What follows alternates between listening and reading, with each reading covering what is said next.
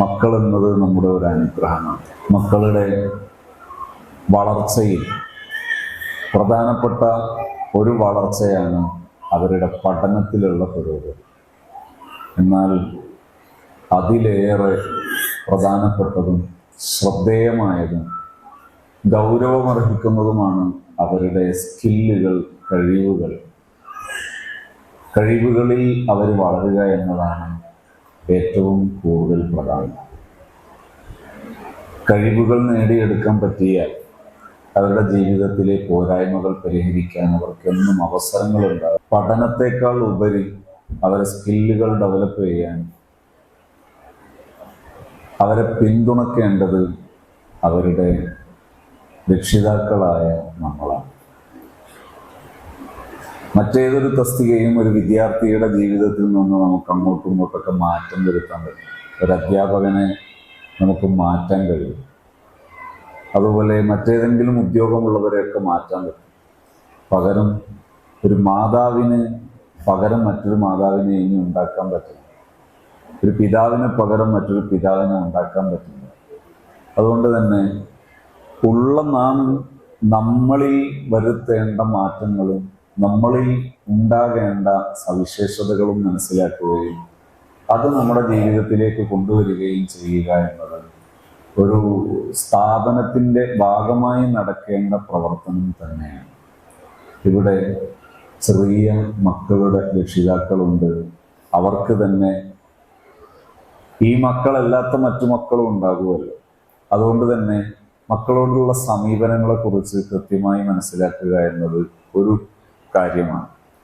രണ്ടാമത്തത്, മക്കളുടെ വളർച്ചാഘട്ടങ്ങളും ആ വളർച്ചാഘട്ടങ്ങളിലെ നാം ഇടപെടേണ്ട മേഖലകൾ ഏത് എന്ന് മനസ്സിലാക്കുക എന്നതും വളരെ പ്രധാനമാണ്.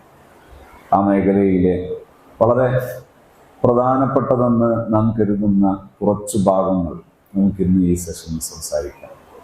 ആമുഖമായി എനിക്ക് പറയാനുള്ളത്, ഞാൻ പറയുന്നത് ഏകപക്ഷീയമായി കേൾക്കുന്നതിന് പുറം നിങ്ങൾക്കത് മനസ്സിലാകാതിരിക്കുമ്പോഴോ അല്ലെങ്കിൽ അതുമായി ബന്ധപ്പെട്ട ഏതെങ്കിലും ഒരു പ്രധാനപ്പെട്ടൊരു വിഷയം സംശയമായോ അല്ലെങ്കിൽ മറ്റൊരു അഭിപ്രായമായോ നിങ്ങളുടെ മുമ്പിൽ ഉണ്ടെങ്കിൽ നിങ്ങൾക്ക് അത് സംസാരിക്കാനും ഇടപെടാനുള്ള ഒരു അവകാശം ഉണ്ടെന്ന് പറഞ്ഞുകൊണ്ടാണ് ഞാൻ ഇവിടെ എൻ്റെ സംസാരം തുടങ്ങിയത്. കാരണം ഈ പ്രഭാഷണത്തിൽ അല്ലെങ്കിൽ ഈ ഒരു സംസാരത്തിൽ നിങ്ങൾ കേൾക്കേണ്ടത് ഏകപക്ഷീയമായ കുറേ പറച്ചിലുകൾ അങ്ങനെയല്ല. നമുക്ക് ഇടപെടാവുന്ന, നമുക്ക് ആവശ്യമുള്ള ചില വിവരങ്ങൾ നേടുക എന്നിടത്തേക്ക് അത് എത്തണം. അപ്പോഴേ നമുക്ക് ശരിക്കും ഫലപ്പെടും. അതുകൊണ്ട് ആമുഖം പറഞ്ഞത് നിങ്ങളുടെ ശ്രദ്ധയിൽ ഉണ്ടാകും എന്ന് പ്രതീക്ഷിച്ചുകൊണ്ട് ഞാൻ സംസാരം ആരംഭിക്കുന്നു. ഒന്നാമതായി, രക്ഷിതാക്കൾക്ക് ഉണ്ടാകേണ്ട സവിശേഷമായ ചിന്താഗതി, അത് നമ്മുടെ മക്കളിലുള്ള പ്രതീക്ഷയും വിശ്വാസവും. ഇത് മനസ്സിലാകാൻ വേണ്ടി ഞാൻ എൻ്റെ ശ്രദ്ധയിൽപ്പെട്ട ഒരു സംഭവം ആമുഖത്തിൽ എടുത്തു പറഞ്ഞുകൊണ്ട് എൻ്റെ സംസാരം ആരംഭിക്കും. ഈ അടുത്തൊരു ദിവസം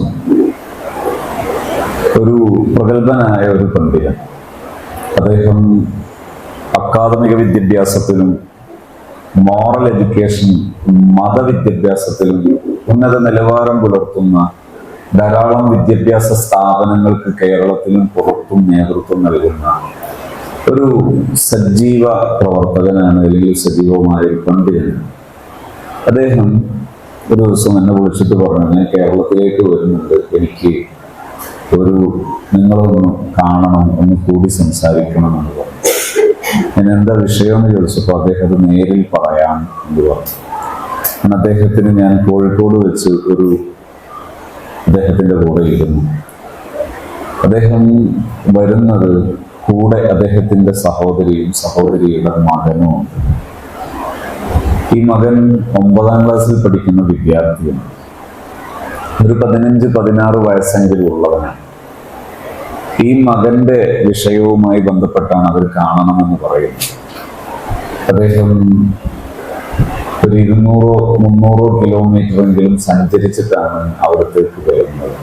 ഇത്രയും ദൂരം സഞ്ചരിച്ച് ഈ പെങ്ങളെ കുട്ടിയെയും കൂടെ കൂട്ടിയിട്ട് വരാൻ എന്താണ് ഇത്രമേൽ പ്രധാനപ്പെട്ട കാര്യം? എന്നതായിരുന്നു എൻ്റെ ഒരു ചിന്താ വിഷയം. ഞാൻ പലതവണ അദ്ദേഹത്തോട് ചോദിച്ചിട്ടുണ്ട്, നിങ്ങൾക്ക് നിങ്ങളെ അടുത്ത് തന്നെ ആരെങ്കിലും കിട്ടൂലേ, അവരായിട്ട് മീറ്റ് ചെയ്താൽ പോരെ? പക്ഷെ അദ്ദേഹം എന്നോട് പറഞ്ഞു, അതൊക്കെ മുഖതാവിൽ പറയാം. അങ്ങനെ ഇരുന്നു സംസാരിച്ചു. ഞാൻ ഈ 3 പേരെയും, അതായത് ഞാൻ ഈ മേൽപ്പറയപ്പെട്ട വ്യക്തിയും അദ്ദേഹത്തിൻ്റെ സഹോദരിയെയും ഈ മകനെയും വ്യത്യസ്തമായ 2-3 സെഷനുകളിലായി അവരോട് ഓരോരുത്തരോടും വേറെ വേറെ സംസാരിച്ചു. അവരുടെ പ്രശ്നം, ഈ 9ാം ക്ലാസ്സുകാരനായ മകൻ ചില സ്വഭാവ ദൂഷ്യങ്ങൾ കാണിക്കുന്നു. അതിലൊന്ന് മോഷണമാണ്. മോഷണം എന്ന് പറഞ്ഞാൽ ഓരോ തവണയിലും 2 മുതൽ 5 മുതൽ അതിൻ്റെ മേൽപോട്ട് ലക്ഷങ്ങൾ മോഷ്ടിച്ചിട്ടുണ്ട് ഈ വിദ്യാർത്ഥി. കൂടാതെ പല തവണകളിലായി 3, 4, 5 അതിൻ്റെ മേൽപോട്ട് പവൻ സ്വർണ്ണാഭരണങ്ങൾ ഈ കുട്ടി മോഷ്ടിച്ചിട്ടുണ്ട്. ധാരാളം ഐഫോണുകൾ ഈ കുട്ടി പലപ്പോഴായി വാങ്ങിയിട്ടുണ്ട്. ഞാൻ പറഞ്ഞ കുട്ടിയുടെ വയസ്സ് നിങ്ങൾക്ക് ഓർമ്മ ഉണ്ടാകുമെന്ന് ഞാൻ പ്രതീക്ഷിക്കുന്നു. കുട്ടിയുടെ ക്ലാസ്സും നിങ്ങൾ മനസ്സിലാക്കിയിട്ടുണ്ട്. ഈ കുട്ടിയെ പല രീതിയിൽ തിരുത്താൻ ഈ രക്ഷിതാക്കൾ ശ്രമിച്ചു. അമ്മാവൻ എന്ന രീതിയിൽ ഇവർ ചേർന്ന് പല രീതിയിൽ ആ കുട്ടിയെ ഉപദേശിച്ചു നോക്കി. അവസാന ഘട്ടം ഗത്യന്തരമില്ലാതെ അവർ കൂട്ടം ചേർന്ന് ഒരു പോലീസ് ലോക്കപ്പിൽ നിന്ന് ഒരു പ്രതിയെ മർദ്ദിക്കുന്നതിലേറെ ശക്തമായി ഈ കുട്ടിയെ മർദ്ദിച്ച് അവശനാക്കേണ്ടി വന്നിട്ടുണ്ട്, അവരുടെ ആത്മാഭിമാനത്തിലുള്ള ഭയം കൊണ്ട്. കാരണം ഒരു സമൂഹം അറിഞ്ഞാൽ ഈ ഫാമിലി എന്തിനു കൊള്ളും എന്ന ചിന്തയാണ് അവരുടെ ഭയം. ഈ ഭയം കാരണം ഇങ്ങനെയൊക്കെ ചെയ്ത ഒരു കുട്ടിയെ അവരെൻ്റെ മുമ്പിൽ കൊണ്ടുവന്ന് നിർത്തുമ്പോൾ ഈ കുട്ടിയിൽ യാതൊരു കുറ്റബോധവും ഇല്ല എന്നതാണ് അവരെ വേദനിപ്പിക്കുന്ന മറ്റൊരു വിഷയം. അങ്ങനെ ഞാൻ 3 പേരെയും മാറി മാറി കേട്ടു. ഒരുപാട് ഘട്ടങ്ങളായി മോഷണത്തിന്റെ ആ രംഗമൊക്കെ കണ്ടാൽ, ആ രംഗമൊക്കെ അറിഞ്ഞാൽ നമുക്ക് തന്നെ ഏറെ കൗതുകം തോന്നും. കാരണം മോഷ്ടിച്ച സ്വർണ്ണാഭരണം നേരെ കൊണ്ടുപോയി ഒരു ജ്വല്ലറിയിൽ വിറ്റാൽ അവിടെ പ്രശ്നങ്ങൾ ഉണ്ടാകുമെന്നറിയാവുന്ന കുട്ടി ചെയ്തിരിക്കുന്നത് ആ സ്വർണ്ണാഭരണങ്ങൾ ഉരുക്കിയെടുക്കാൻ ആവശ്യമായ സിലിണ്ടറും മറ്റ് സാമഗ്രികളും വാങ്ങി ഈ സ്വർണ്ണാഭരണം ഉരുക്കി കട്ടിയാക്കി എന്നിട്ടത് മണ്ണിനടിയിൽ നിശ്ചിത കാലം കുഴിച്ചിട്ടതിന് ശേഷം അത് കുഴിച്ചെടുത്തു. മണ്ണ് പുരണ്ട മണ്ണിനടിയിൽ നിന്ന് കുഴിച്ചെടുത്ത സ്വർണ്ണക്കെട്ടി വിൽക്കുന്നു. എന്നിട്ട് ഐഫോണുകൾ പല തവണയായി വാങ്ങുന്നു. ഇങ്ങനെയൊക്കെ ചെയ്ത ഈ കുട്ടി, ഞാൻ ആ കുട്ടിയോട് സംസാരിച്ചു. 3 പേരോടും സംസാരിച്ച ഘട്ടങ്ങളിൽ തന്നെ, എന്നത് വിശദമായി പറയാൻ പറ്റിയ സമയമല്ലല്ലോ, ഈ കുട്ടിയിൽ നിന്ന് പെട്ടെന്ന് മാറ്റമുണ്ടായി. കുട്ടി പറഞ്ഞു, ഞാൻ മാറാൻ സന്നദ്ധനാണ്. 2-3 സിറ്റിങ്ങുകൾ കഴിയുമ്പോഴേക്ക് തന്നെ ഈ കുട്ടി മാറ്റത്തിന് വിധേയമായി എന്ന് മാത്രമല്ല, കുട്ടി എന്നോട് പറഞ്ഞു, സത്യത്തിൽ ഞാൻ ഉസ്താദിന്റെ അടുത്ത് വരുമ്പോൾ എനിക്ക് ഉസ്താദിനോടൊക്കെ എന്തെന്നില്ലാത്തൊരു വെറുപ്പുണ്ടായിരുന്നു. എല്ലാവരോടും എനിക്ക് വെറുപ്പായിരുന്നു, ഉസ്താദിനോടും എനിക്ക് വെറുപ്പായിരുന്നു. പക്ഷെ ഇവിടെ വന്ന് സംസാരിച്ചതിന് ശേഷം ഞാൻ ആകെ മാറി. എനിക്ക് ഉറക്കമില്ലായിരുന്നില്ല. ഓരോ മോഷണം കഴിഞ്ഞാൽ എനിക്ക് ഉറക്കം കിട്ടില്ല. ഈ ഉറക്കം കിട്ടാത്തത് കൊണ്ട് ഉറക്കം കിട്ടാൻ വേണ്ടി ഞാൻ വീണ്ടും മോഷ്ടിക്കുകയാണ് ചെയ്യാറുള്ളത്. പക്ഷെ എനിക്കറിയില്ല ഞാൻ മോഷ്ടിച്ചാലാണോ എനിക്ക് ഉറക്കം കിട്ടാൻ എനിക്കറിയില്ല.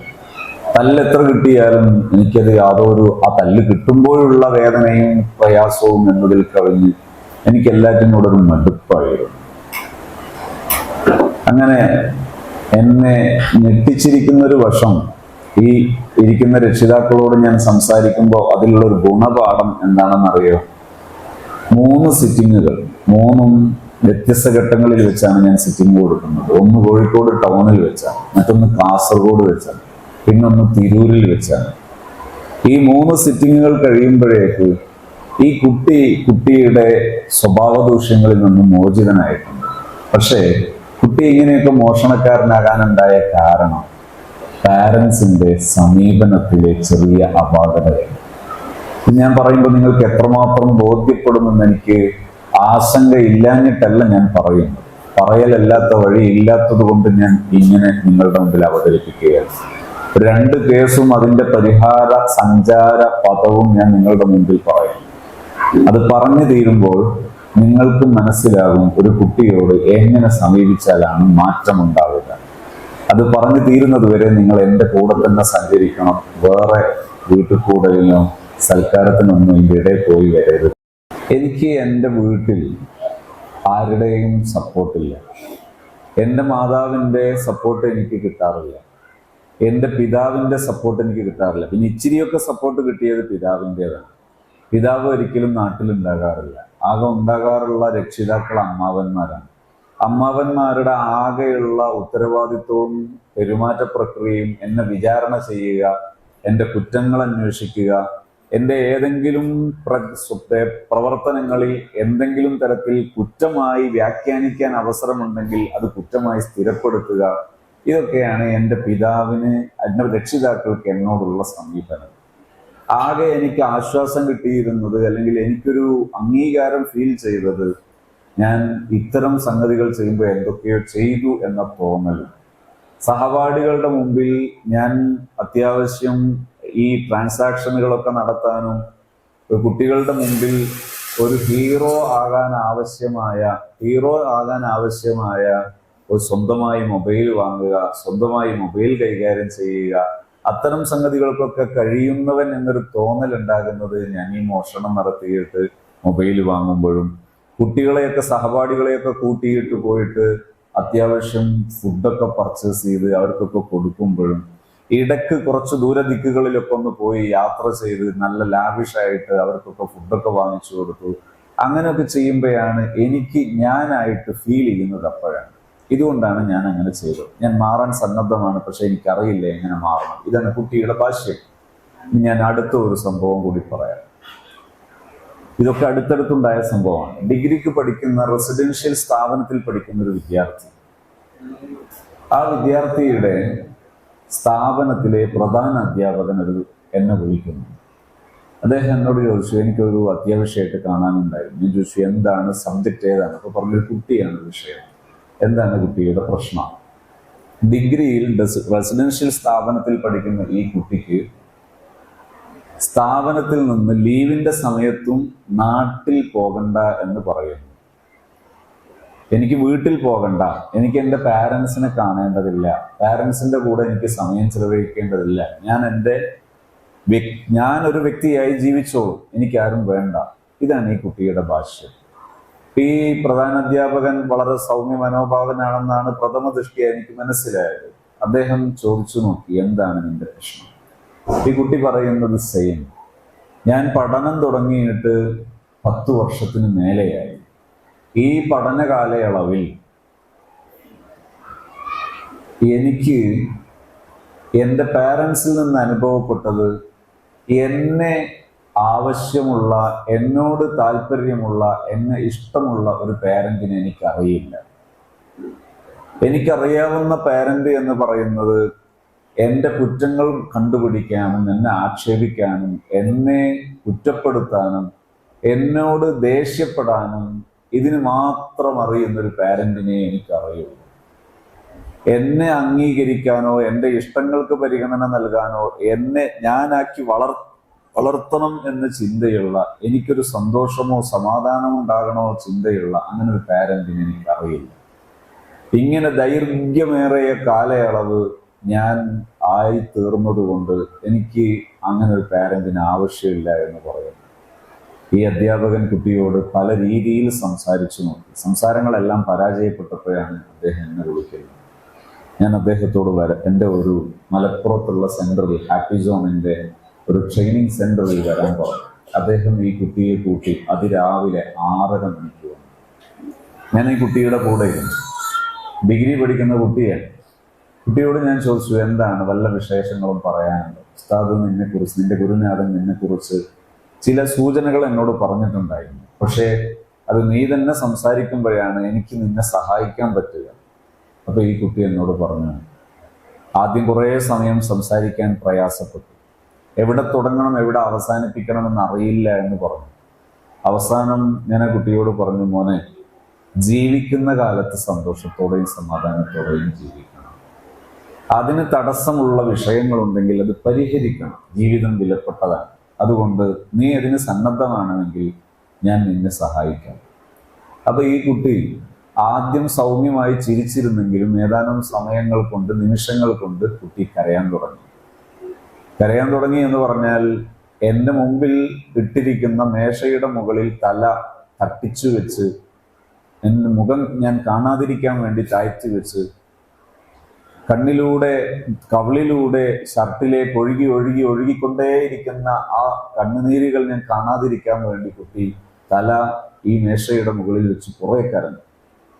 കുറെ കരഞ്ഞതിന് ശേഷം എന്നോട് പറഞ്ഞു, എനിക്ക് എൻ്റെ മാതാവിൻ്റെയും പിതാവിൽ നിന്നുണ്ടായ അനുഭവം വളരെ വേദനാജനകമാണ്. എന്നിട്ട് പറഞ്ഞു തുടങ്ങി, എനിക്കൊരു സുഹൃത്തുണ്ടായിരുന്നു. ആ സുഹൃത്തുള്ളത് കൊണ്ടാണ് ഞാൻ ഇത്രയും കാലം ജീവിച്ചത്. ഈ സുഹൃത്തിനെ എൻ്റെ പാരൻസിന് അറിയാം. ആ സുഹൃത്തിൽ എന്തെങ്കിലും നേട്ടങ്ങൾ ഉണ്ടായാൽ അത് വെച്ച് എപ്പോഴും എന്നെ കമ്പാരിസൺ നടത്തി, താരതമ്യം നടത്തി പറയും, നീ ഓനെ കണ്ടു പഠിക്കരുത്, അവനെ കണ്ടു പഠിച്ചൂടെ നിനക്ക്, അവൻ എത്രയാ മാർക്ക്, നിനക്കെന്താ അവനെ പോലെ അല്ലേ നീയും, ഇങ്ങനെ പറയും. ഇപ്പം പറഞ്ഞു, ഇത് കേട്ട് കേട്ട് എനിക്ക് സഹിക്കാൻ കഴിയാതെ ഞാൻ ഓരോ സമയവും എൻ്റെ ജീവിതത്തോട് തന്നെ എനിക്ക് എന്തെന്നില്ലാത്ത മടുപ്പാണ്. ഇപ്പൊ ഈ അടുത്തായി എൻ്റെ ഈ ഒരു ഫ്രണ്ടിന് കിട്ടാത്ത ചില വിജയങ്ങൾ എനിക്ക് കിട്ടി. ഞാൻ വിജയിച്ചു. അവൻ തോറ്റ ചില വിഷയങ്ങളിൽ, അല്ലെങ്കിൽ അവൻ വിജയിച്ചതിനേക്കാൾ ശക്തമായി പല വിഷയങ്ങളിൽ ഞാൻ വിജയിച്ചു. ആ ഒരു ഘട്ടം ഇതെന്റെ പേരൻസ് അറിഞ്ഞാൽ ഇപ്പോഴെങ്കിലും ഉഷാറായിട്ടുണ്ട് മോൻ എന്ന് പറയും എന്ന് കരുതി ഞാൻ അതെന്റെ പേരൻസിനെ അറിയിച്ചു.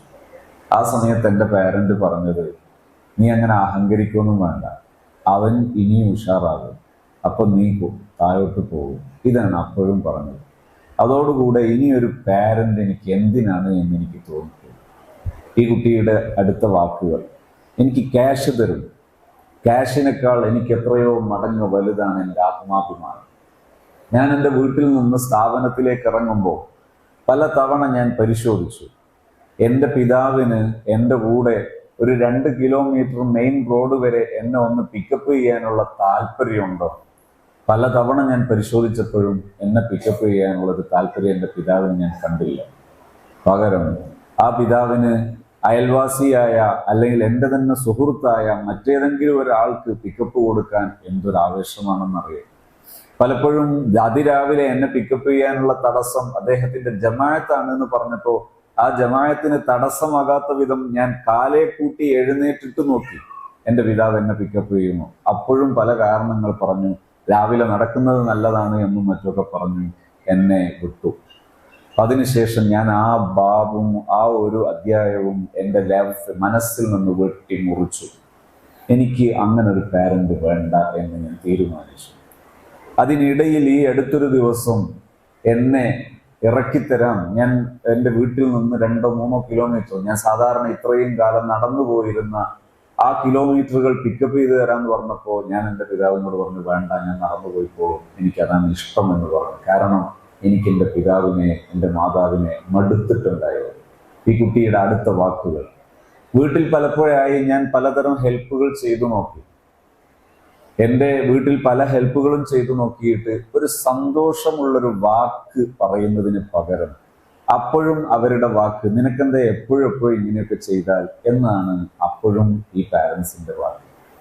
അപ്പോൾ പോലും എന്തില്ല മോനെ, നീ നന്നായിട്ടുണ്ട്, നിന്റെ ഈ ഒരു പ്രവർത്തനം കാണുമ്പോൾ ഒരു സന്തോഷമുണ്ട്, സമാധാനമുണ്ട്, നിന്നെ കാണുമ്പോൾ ആത്മാഭിമാനം തോന്നും, അല്ലെങ്കിൽ നിന്റെ വിഷയത്തിൽ ഉമ്മാക്കൊരു സന്തോഷമായി, അല്ലെങ്കിൽ വാപ്പ പറയാണ് നിന്റെ വിഷയത്തിൽ ഞാൻ ഹാപ്പിയായി, നീ നന്നായിട്ടുണ്ട്. ഒരു വാക്ക് ഞാൻ കേട്ടിട്ടില്ല. ഇപ്പോൾ എനിക്ക് മടുപ്പാണ്. ഈ കുട്ടിയെ ഞാൻ കേട്ടു. അതിനുശേഷം ഞാൻ ആ അധ്യാപകനോട് പറഞ്ഞിരുന്നു, 6:30 നിങ്ങൾ വന്നാൽ 7 മണിയാകുമ്പോൾ പാരന്റിനോട് എത്താൻ പറയണം. ഒരു 10-20 കിലോമീറ്റർ അല്ല, 20 കിലോമീറ്ററിന്റെ മേലെ യാത്ര ചെയ്തിട്ട് വേണം അവർ വരാൻ. എന്നാൽ ആ സമയമാകുമ്പോഴേക്ക് എത്താൻ പറഞ്ഞു. ഇവരെത്തി. രണ്ടുപേരും നല്ല വിദ്യാഭ്യാസമുള്ളവരും നല്ല നിലവാരമുള്ളവരും ഉയർന്ന ജീവിത രീതി വെച്ച് പുലർത്തുന്നവരുമാണ്. അന്തർദേശീയ തലത്തിൽ യാത്ര ചെയ്തുമൊക്കെ പരിചയമുള്ളവരുമാണ്. ഒരു ഇന്റർനാഷണൽ മറ്റു രാജ്യങ്ങളിൽ ഇന്ത്യയുടെ പുറത്തുള്ള മറ്റു രാജ്യങ്ങളിലൊക്കെ പലയിടത്തും യാത്ര ചെയ്തും മറ്റുമൊക്കെ ദീർഘകാലം പരിചയമുള്ള നല്ല ഒരു ലോക വിവരമുള്ളവരാണ്. പക്ഷേ ഇവരെ മുന്നിലിരുത്തി അവരോട് ചോദിച്ചു, എന്താണ് നിങ്ങൾക്ക് മകനെ കുറിച്ച് പറയാനുള്ളത്? അവർ പരിഭവങ്ങൾ പറഞ്ഞു തുടങ്ങി. മകന് ഒരുപാട് പ്രശ്നങ്ങളുണ്ട്. ഒന്ന്, വീട്ടിൽ വന്നാൽ അവൻ ഞങ്ങളുടെ കൂടെ ഇരിക്കാൻ സന്നദ്ധമല്ല. വീട്ടിൽ വന്നാൽ അവൻ ഒറ്റയ്ക്കിരിക്കുന്നു. ഭക്ഷണം കഴിക്കാൻ വിളിച്ചാൽ അവൻ വരുന്നില്ല. അതുപോലെ ഈ അടുത്തായി അവൻ്റെ കയ്യിൽ പലപ്പോഴും ഡിവൈസുകൾ അവൻ പലപ്പോഴായി വാങ്ങിയിട്ടുണ്ട്. ഇങ്ങനെ തുടങ്ങിയിട്ട് അവരുടെ പരാതികൾ ഞാൻ കേട്ടു. ഈ 2 പരാതിയും കേട്ടതിന് ശേഷം ഞാൻ ചോദിച്ചു, നിങ്ങൾക്ക് ഈ കുട്ടിയെ നിങ്ങളുടെ ഈ ഒരു എന്നോട് നിങ്ങൾ പരാമർശിച്ച ഈ കാലയളവിനിടയിൽ എപ്പോഴെങ്കിലും നിങ്ങൾക്ക് കുട്ടിയെ തൃപ്തിപ്പെടുത്താനോ നിങ്ങൾക്ക് സ്നേഹം കൊടുത്തിട്ട് ആ സ്നേഹം കുട്ടിക്ക് കിട്ടിയെന്ന് ബോധ്യപ്പെടാനോ പറ്റിയ ഒരു സമയം, ഒരു സീൻ, ഒരു സന്ദർഭം എൻ്റെ മുമ്പിൽ പറയാൻ കഴിയും? നിങ്ങളുടെ മകന് നിങ്ങളിൽ നിന്ന് സന്തോഷം കിട്ടി എന്ന് പറയുന്ന അങ്ങനെ ഒരു നിമിഷം നിങ്ങൾക്ക് പറയാൻ പറ്റും? അവർ രണ്ടാളും പലതും പറയാൻ ശ്രമിക്കുമ്പോഴും പറയാൻ കഴിയുന്നില്ല. പരസ്പരം അവർ മുഖത്തോട് മുഖം നോക്കി ചിലപ്പോൾ ചിരിക്കുകയും ചിലപ്പോൾ അവരെ അശക്തരാകുകയും ചെയ്യുന്നത് ഞാൻ കണ്ടു. എന്താണ് ഇനി പറയാനുള്ളത്? അവർ പറയാൻ ശ്രമിക്കുന്നുണ്ട്, ഞങ്ങൾ അവന് വേണ്ട ക്യാഷ് കൊടുക്കുന്നുണ്ട്. അതിൻ്റെ മറുപടി അവൻ നേരത്തെ പറഞ്ഞു വെച്ചിട്ടുണ്ട്, എനിക്ക് ക്യാഷ് വേണ്ട, എനിക്ക് ആവശ്യമുള്ള ക്യാഷ് ഞാൻ ഉണ്ടാക്കിക്കോളാം. എനിക്ക് വേണ്ടത് എപ്പോഴെങ്കിലും എന്നെ അംഗീകരിക്കുന്ന ഒരു 2 വാക്ക്, എന്നെ അംഗീകരിക്കുന്ന ഒരു മനോഭാവം, ഇതാണ് എനിക്ക് വേണ്ടത്. ഈ കുട്ടിയെ ആശങ്കപ്പെടുത്തിയിരുന്ന പ്രധാനപ്പെട്ട ഒരു പെരുമാറ്റം എന്താണ്? നമ്മൾ പലപ്പോഴും രക്ഷിതാക്കൾ മക്കളുടെ ഗുണത്തിനു വേണ്ടി എന്ന് കരുതുന്നു. ഇനിഇത് പറയുമ്പോൾ നിങ്ങൾക്ക് തെറ്റിദ്ധാരണകൾ വരരുത്, ഞാൻ ശേഷം പറയുന്നത് കൂടി നിങ്ങളുടെ ശ്രദ്ധയിൽ വരണം. അതായത് ഈ കുട്ടിയെക്കുറിച്ച് പരാതി പറഞ്ഞൊരു വിഷയം എന്താണെന്നറിയോ? ഈ കുട്ടി എന്നോട് സംസാരിക്കുമ്പോൾ ഞാൻ 2-3 ഘട്ടമായി സംസാരിച്ചു. കുട്ടി പറഞ്ഞു, ഞാൻ ഒരു സ്ഥാപനത്തിൽ പഠിച്ചുകൊണ്ടിരിക്കുന്ന സമയത്ത് എന്നെ ആ സ്ഥാപനത്തിൽ നിന്ന് മാറ്റി ഇപ്പോഴുള്ള സ്ഥാപനത്തിലേക്ക് ചേർത്തു. അതിൻ്റെ കാരണം അവിടെ വെച്ച് ഞാനിങ്ങനെ ആലോചിച്ചു, എനിക്ക് എൻ്റെ ഭാവി ജീവിതത്തിൽ എൻ്റെ ഒരു ഫാമിലിയെ മാത്രമല്ല, നല്ലൊരു സോഷ്യൽ ആക്ടിവിറ്റി എന്ന് പറയുമ്പോൾ നിങ്ങൾക്ക് മനസ്സിലാക്കാൻ വേണ്ടി ഞാൻ അതിൻ്റെ വ്യക്തതയുള്ള ഭാവം പറയാം. ആ കുട്ടി പറഞ്ഞത്, ഖുർആൻ പഠിക്കുന്ന ഒരു പറ്റം വിദ്യാർത്ഥികളുള്ളൊരു സ്ഥാപനം എനിക്ക് സ്വന്തമായി നടത്തണം. ആരുടെയും പിരിവ് വാങ്ങാതെ, ആരുടെ നിന്നും സംഭാവനയൊന്നും വാങ്ങാതെ, എൻ്റെ സ്വന്തം ചിലവിൽ ഏതാനും വിദ്യാർത്ഥികളെ അക്കമഡേറ്റ് ചെയ്ത് അവരെ എഡ്യൂക്കേറ്റ് ചെയ്ത് അവരെ സ്കിൽ ലെവൽ വളർത്തി ഉന്നതരാക്കണം. അതിനാരുടെയും ഒരു പൊതു പിരിവോ സഹായമൊന്നും ഉണ്ടാകരുത്. അങ്ങനെ കഴിയണം എനിക്ക്. അതിന് പറ്റുന്ന രീതിയിലുള്ള ഒരു ജീവിതം മാത്രമേ എനിക്ക് ഇഷ്ടമുള്ളൂ. എനിക്ക് ഒരു മുസ്ലിം സ്കോളർ, ഒരു മുസ്ലിം പണ്ഡിതൻ എന്ന വേഷം അത് മാറിയിട്ടുള്ള ഒരു ജീവിതത്തോട് എനിക്ക് താല്പര്യമില്ല. എനിക്ക് നല്ലൊരു പണ്ഡിതനാകണം. അതേ സമയത്ത് ഈ ഫീൽഡിൽ എനിക്ക് ഏറ്റവും ഇഷ്ടപ്പെട്ട ഒരു സ്കില്ലാണ് അല്ലെങ്കിൽ പ്രൊഫഷനാണ് IT ഫീൽഡ്. IT ഫീൽഡിൽ തന്നെ ഏറ്റവും നല്ലതായിട്ട് ഞാൻ കണ്ടത്, അല്ലെങ്കിൽ ഏറ്റവും സ്റ്റെബിലിറ്റിയുള്ള, ഫൈനാൻഷ്യൽ സ്റ്റെബിലിറ്റി, സാമ്പത്തിക ഭദ്രതയുള്ള ഒരു ഏരിയയാണ്, സാമ്പത്തിക സാധ്യതയുള്ള ഒരു ഏരിയയായിട്ട് ഞാൻ മനസ്സിലാക്കുന്നു ഹാക്കിംഗ് എന്ന് പറഞ്ഞാൽ IT പ്രൊട്ടക്ഷൻ ഏരിയയാണത്. അതേക്കുറിച്ച് നന്നായി സ്കിൽ ലെവലിൽ വളരുകയും എന്നിട്ട് വലിയ വലിയ കമ്പനികളുടെ ഡാറ്റ പ്രൊട്ടക്ഷൻ ഏറ്റെടുക്കുകയും അതിലൂടെ നല്ല സാമ്പത്തിക നേട്ടങ്ങൾ ഉണ്ടാക്കി ആ സാമ്പത്തിക നേട്ടം ഒരു മതപരമായ വലിയ ഒരു ആക്ടിവിറ്റിക്ക്, വലിയൊരു പ്രവർത്തനത്തിന് വേണ്ടി ഉപയോഗിക്കണമെന്നതാണ് എൻ്റെ ഡ്രീം. ഇതിനു വേണ്ടി ഞാൻ ശ്രമിച്ചതിൻ്റെ പേരിലാണ് എന്നെ കഴിഞ്ഞ സ്ഥാപനത്തിൽ നിന്ന് ഡിസ്കണക്ട് ചെയ്ത് ഇപ്പോൾ ഉള്ള സ്ഥാപനത്തിലേക്ക് അക്കമഡേറ്റ് ചെയ്തിരിക്കുന്നു. ഈ സ്ഥാപനത്തിൽ നിന്ന് ഞാൻ കഴിഞ്ഞൊരു തവണ ലീവിന് നാട്ടിലേക്ക് ചെന്നു. അന്ന് എനിക്ക് പല്ലുവേദനയായിട്ട് ചികിത്സിക്കാൻ വേണ്ടിയാണ് ഇവിടെ നിന്ന് ലീവ് ചോദിച്ചത്. ലീവ് വാങ്ങിയിട്ട് വീട്ടിലേക്ക് ചെന്നു. വ്യാഴാഴ്ച ചെന്നു. പിറ്റേ ദിവസത്തെ ക്ലാസ് നഷ്ടപ്പെടാതിരിക്കാൻ വേണ്ടി സുബഹിയുടെ മുമ്പ് എഴുന്നേറ്റ് രാവിലത്തെ ക്ലാസ് നഷ്ടപ്പെടാത്ത വിധം ഞാൻ സ്ഥാപനത്തിലെത്തി. അങ്ങനെ വന്ന എന്നെക്കുറിച്ച് എൻ്റെ പിതാവ് എന്നെ ലീവ് അനുവദിച്ച അധ്യാപകനെ വിളിച്ചിട്ട് പറയുന്നു, നിങ്ങൾ എന്തിനാണ് കുട്ടിയെ ഇങ്ങനെ വിടുന്നത് എന്ന് ചോദിക്കുന്നു. അപ്പോൾ ഞാൻ കാരണം സ്ഥാപനത്തിൽ തന്നെ ഒരു അസ്ഥിരത വരുന്നു എനിക്ക് തോന്നിത്തുടങ്ങി. എൻ്റെ പിതാവിൻ്റെ എന്നോടുള്ള ഈർഷ്യത അത് ഒരു സ്ഥാപനത്തെ പോലും അസ്ഥിരപ്പെടുത്തുന്നു എന്ന് തോന്നിയപ്പോഴാണ് ഞാൻ ആകെ പരിഭ്രാന്തനായതും ഞാൻ ആകെ അലങ്കോലപ്പെട്ടതും. ഇനി എനിക്ക് എൻ്റെ രക്ഷിതാക്കളോട് പറയാനുള്ളത്, ഞാൻ ഈ രക്ഷിതാവിനോട് സംസാരിച്ചു, നിങ്ങൾക്ക് ഈ കുട്ടിയെ വേണം. ഇപ്പോൾ നിങ്ങൾ എൻ്റെ മുമ്പിൽ ഇരിക്കുന്ന സന്ദർഭം എന്ന് പറയുന്നത്, രക്ഷിതാവിനോടാണ് ഞാൻ പറയുന്നത്, നിങ്ങൾക്കുള്ള മെസ്സേജ് ഇതിൽ ഉൾപ്പെടുത്തിയിട്ട് സംസാരിക്കുന്നത്. നിങ്ങൾക്ക് ഇപ്പോൾ എൻ്റെ മുമ്പിൽ ഇരിക്കേണ്ടി വന്ന പശ്ചാത്തലം ഏതാണെന്നറിയോ? ഈ കുട്ടി, നിങ്ങളുടെ ഒരു 18 വയസ്സുകാരനായ മകൻ, അവൻ പറയാണ്, മാസത്തിൽ ഉണ്ടാകുന്ന ഒരു ലീവിന് പോലും എനിക്ക് എൻ്റെ പാരൻസിനോട് കൂടെയുള്ള ഒരു ലൈഫ് ഡേയ്സ് 2 ഡേയ്സ് അത് ആവശ്യമില്ല എന്ന് പറയണമെങ്കിൽ എത്ര ഡാമേജബിൾ ആണ്, എത്ര പരുക്കുള്ളതാണ് നിങ്ങളുടെ ഇപ്പോഴുള്ള ബന്ധം. ഇതിൽ മാറ്റം ആവശ്യമുണ്ടോ? മാറ്റങ്ങൾക്ക് നിങ്ങൾ സന്നദ്ധരാണോ? അവർ തീർച്ചയായും സന്നദ്ധരാണ്. എന്ത് ത്യാഗത്തിനും ഞങ്ങൾ ബാധ്യസ്ഥരാണെന്ന് പറഞ്ഞു. ഞാൻ അവരോട് പറഞ്ഞു, നിങ്ങൾ ഇവിടെ നിന്ന് തുടങ്ങേണ്ടത് നിങ്ങളെ കുട്ടിക്ക് ആദ്യം അൺകണ്ടീഷണലായി സ്നേഹം നൽകാൻ നിങ്ങൾ തുനിയണം. രണ്ടാമതായി, ഈ ഒരു റിലേഷൻ, പാരന്റ് ചിൽഡ്രൻ റിലേഷൻ, രക്ഷിതാവ് കുട്ടി ബന്ധം, ഈ ബന്ധം രൂപപ്പെട്ടതിന് ശേഷം ഇനി നിങ്ങൾ പഠിക്കേണ്ട മറ്റൊന്നുണ്ട്. അതെന്താണെന്നറിയോ? നിങ്ങളെ കുട്ടിക്ക് പ്രായാനുസൃതമായ സ്വാതന്ത്ര്യം നൽകാൻ പഠിക്കണം. ഇതെല്ലാം സശ്രദ്ധം സംസാരിക്കേണ്ട വിഷയമാണ്. പ്രായാനുസൃതമായ ഫ്രീഡം നൽകാൻ പഠിക്കണം. ഞാനിത് പറയുമ്പോൾ ഏത് അരുതായ്മകളും നടത്താം എന്നും അതിനെല്ലാം അനുമതി നൽകാമെന്നും നിങ്ങൾ കേൾക്കുകയില്ല എന്നാണ് എൻ്റെ പ്രതീക്ഷ. അപ്പോൾ ഫ്രീഡം നൽകാൻ രണ്ടാമത് നിങ്ങൾ പഠിക്കണം. മൂന്നാമത്, അവനെ സ്കിൽ ലെവൽ വളർത്താൻ ആവശ്യമായ പരിജ്ഞാനം നിങ്ങൾ നേടണം. ഈ 3 സ്റ്റെപ്പുകൾ നിങ്ങൾ നേടിയാൽ നിങ്ങളെ കുട്ടി നിങ്ങളുടെ ആനന്ദത്തിന്റെ, അഥവാ പരിശുദ്ധ ഖുർആനിന്റെ ഒക്കെ ഭാഷയിൽ പറഞ്ഞാൽ ഖുർറത്തു ഐൻ, കൺകുളിർമയായി മാറും. നിങ്ങളെ മനസ്സിന്റെ ഒരു ആനന്ദമായി ഈ മകൻ മാറും. നിങ്ങൾക്ക് അങ്ങനെ ആവശ്യമുണ്ടോ?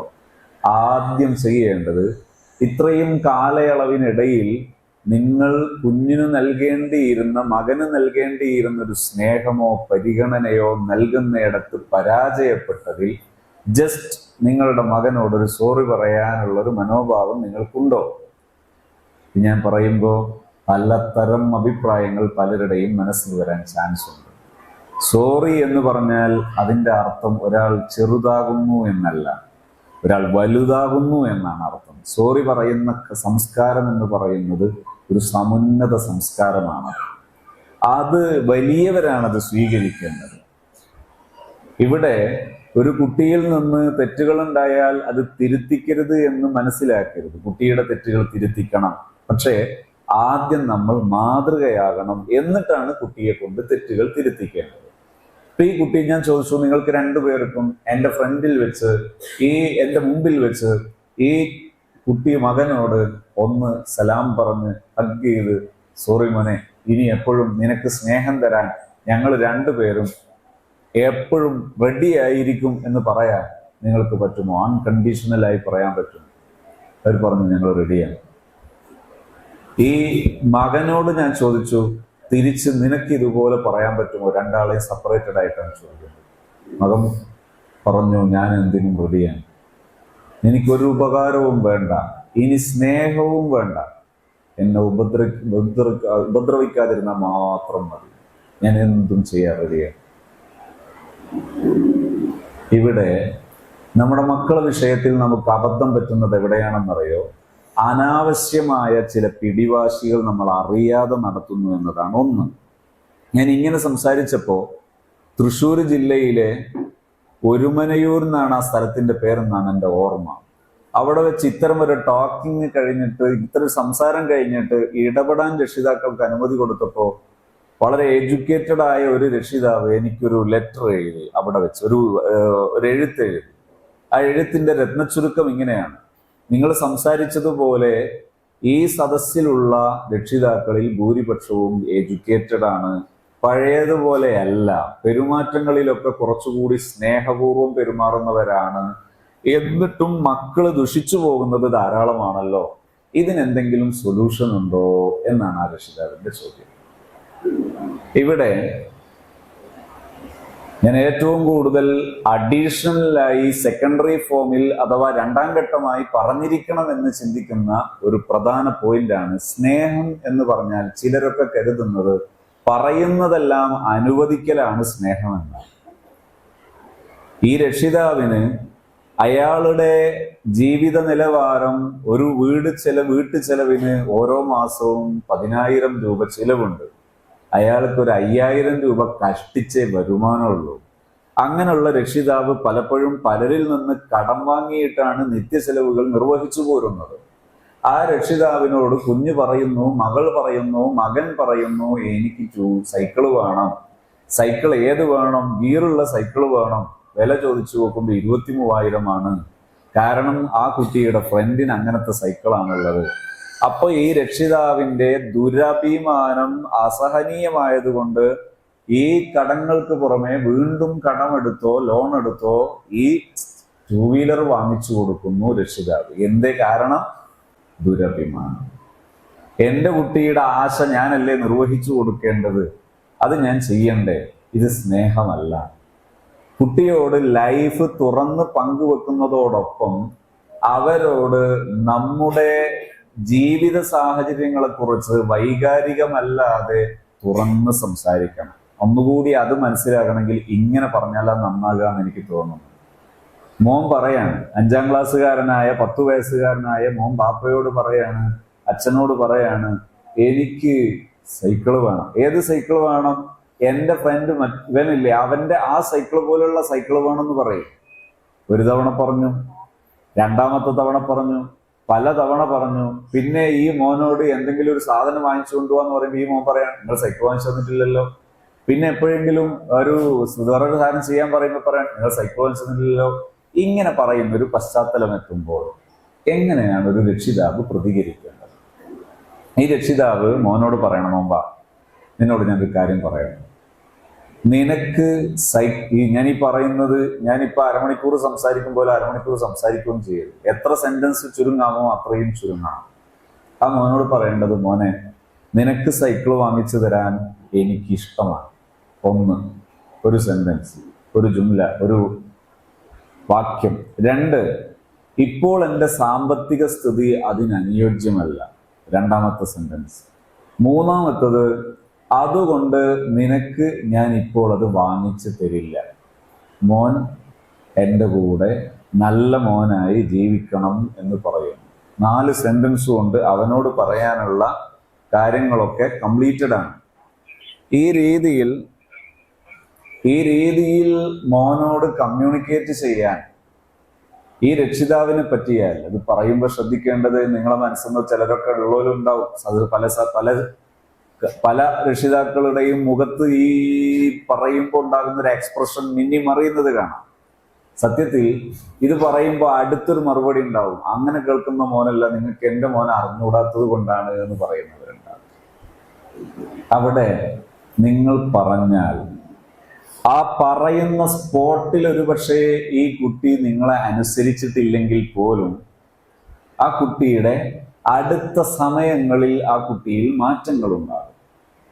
പക്ഷെ തിരിച്ച് ആ കുട്ടിയോട് ഇമോഷണലായി, വൈകാരികമായി പറയരുത്. നിങ്ങൾ കുട്ടിയുടെ പ്രതികരണത്തിന് തിരിച്ച് ഇമോഷണലായി പ്രതികരിക്കാതെ കുട്ടിയോട് വിവേകപൂർണമായി, വ്യക്തതയുള്ള, ഇമോഷണലാകാതെ, വൈകാരികമാകാതെ സംസാരിച്ച് ശീലിച്ചാൽ അവിടെ എന്ത് വേണ്ടി വരില്ല. വെറുതെ 25,000 സൈക്കിൾ വാങ്ങിച്ചു കൊടുത്തു, നിങ്ങൾക്കും നഷ്ടം കുട്ടിക്കും നഷ്ടം, അങ്ങനെ ആക്കേണ്ടതില്ല. അങ്ങനെ ശീലിച്ചാൽ അത് സ്നേഹവും അല്ല, അത് സ്നേഹമല്ല, അത് തെറ്റായ വഴങ്ങലുകളാണ്. തെറ്റായ വഴങ്ങലുകൾ എന്ന് പറഞ്ഞാൽ ചില രക്ഷിതാക്കൾ വിചാരിക്കും എന്നോട് ഭയങ്കര ഇഷ്ടമായിരിക്കും എൻ്റെ മോന്. എന്നോട് ഭയങ്കര ഇഷ്ടമായിരിക്കും എൻ്റെ മോനെന്നാണ് ചില രക്ഷിതാക്കൾ കരുതുക. ഇഷ്ടം ഉണ്ടാകൂല എന്ന് മാത്രമല്ല, ഭൂലോകത്ത് ഏത് എരപ്പാളിയെ ഇഷ്ടപ്പെട്ടാലും, നിങ്ങൾ എത്ര വലിയ ഉന്നത പൊസിഷനിൽ ഇരുന്നാലും നിങ്ങളോട് ആ കുട്ടിക്ക് മതിപ്പുണ്ടാവില്ല. നിങ്ങൾ എത്ര ഉന്നതനായാലും, നിങ്ങൾ DGP ആണ്, മുഖ്യമന്ത്രിയാണ്, പ്രധാനമന്ത്രിയാണ്, എന്ത് തന്നെ ആയാലും നിങ്ങളോട് നിങ്ങളുടെ ഈ കുട്ടിക്ക് മതിപ്പുണ്ടാവില്ല. എന്ത് ചെയ്താൽ? പറയുന്നതിന് ശരി തെറ്റ് എന്ന വ്യത്യാസമില്ലാതെ അനുസരിച്ചാൽ നിങ്ങളോട് മതിപ്പ് ഈ കുട്ടിക്ക് ഉണ്ടാകില്ല. രണ്ട് കാര്യങ്ങൾ ഒരേ സമയം ഉണ്ടാകണം. ഒന്ന്, സ്നേഹവും ബഹുമാനവും ഉള്ള പെരുമാറ്റം. അഥവാ മകൻ സൈക്കിൾ വേണോ എന്ന് പറയുമ്പോ, നിനക്ക് സൈക്കിളല്ല വരും തരുന്നത്, ഓനെ പറഞ്ഞു ഇത് പറയരുത്, മറിച്ച് എന്ത് വേണം, അവൻ പറയുന്നത് ശ്രദ്ധാപൂർവം കേൾക്കണം. കേട്ടതിന് ശേഷം നമ്മുടെ സത്യസന്ധമായ നമ്മുടെ അവസ്ഥ വെച്ച് പ്രതികരിക്കണം. ഇവിടെ നമ്മൾ രണ്ടു കൂട്ടരാകരുത്. ഒന്ന്, ഇല്ലാത്ത അവസ്ഥ, നമ്മുടെ ഇല്ലായ്മ പരിഗണിക്കാതെ പെരുമാറുന്ന അധികപ്പറ്റുകാരായി മാറരുത്. മറ്റൊന്ന്, ചില സൈക്കോളജിക്കാരുണ്ട്, എന്തെന്നറിയോ, ഇപ്പൊ അടുത്തൊരു പ്രഭാഷണം ഒരാൾ എനിക്ക് കേൾപ്പിച്ചു തന്നു. അതിലെ രത്നചുരുക്കം എന്ന് പറയുന്നത്, മക്കൾക്കെല്ലാം വാങ്ങിച്ചൊന്നും കൊടുക്കരുത്. സ്കൂളിൽ നിന്ന് 10 സബ്ജക്റ്റ് ഉണ്ട്, ടീച്ചർ പറഞ്ഞു ഓരോ സബ്ജക്റ്റിനും ഓരോ നോട്ട്ബുക്ക് വേണം. കുട്ടി വന്ന് വീട്ടിൽ നിന്ന് ഉപ്പയോട് അച്ഛനോട് പറയാണ് എനിക്ക് 10 നോട്ട്ബുക്ക് വേണം. അപ്പൊ അച്ഛൻ എന്ത് ചെയ്യണം എന്നറിയോ, ഉപ്പ എന്ത് ചെയ്യണം എന്നറിയോ, 3 വാങ്ങിച്ചു കൊടുക്കണം, ബാക്കി 7 ഇല്ലാതെ 1 അടങ്ങാറാകട്ടെ, എന്നല്ല ശരിയാവും. ഇതിന് സൈക്കോളജി എന്ന് പറയുകയും കൂടി ചെയ്യുന്നത് ഈ കാലഘട്ടത്തിലെ ഒരു വളരെ വില കുറഞ്ഞ ഒരു വിരോധാഭാസമാണ്. സത്യം അങ്ങനെയല്ല. മൂല്യങ്ങളെ കൂടെ നിൽക്കണം. 10 നോട്ട് വാങ്ങേണ്ടടുത്ത് 10 നോട്ട് വാങ്ങിക്കൊടുക്കാൻ കഴിയുമ്പോൾ അത് വാങ്ങിക്കൊടുക്കണം. അവിടെ എന്ത് ചെയ്യരുത്, നാം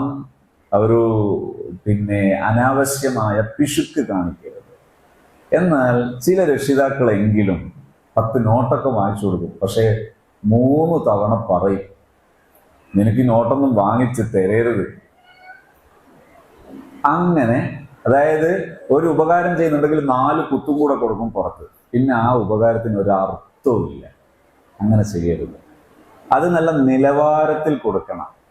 അവിടെ എന്ത് ചെയ്യരുത്, വലിയ ഔദാര്യം ചെയ്യുന്നു എന്ന മനോഭാവം ഉണ്ടാകാൻ പാടില്ല.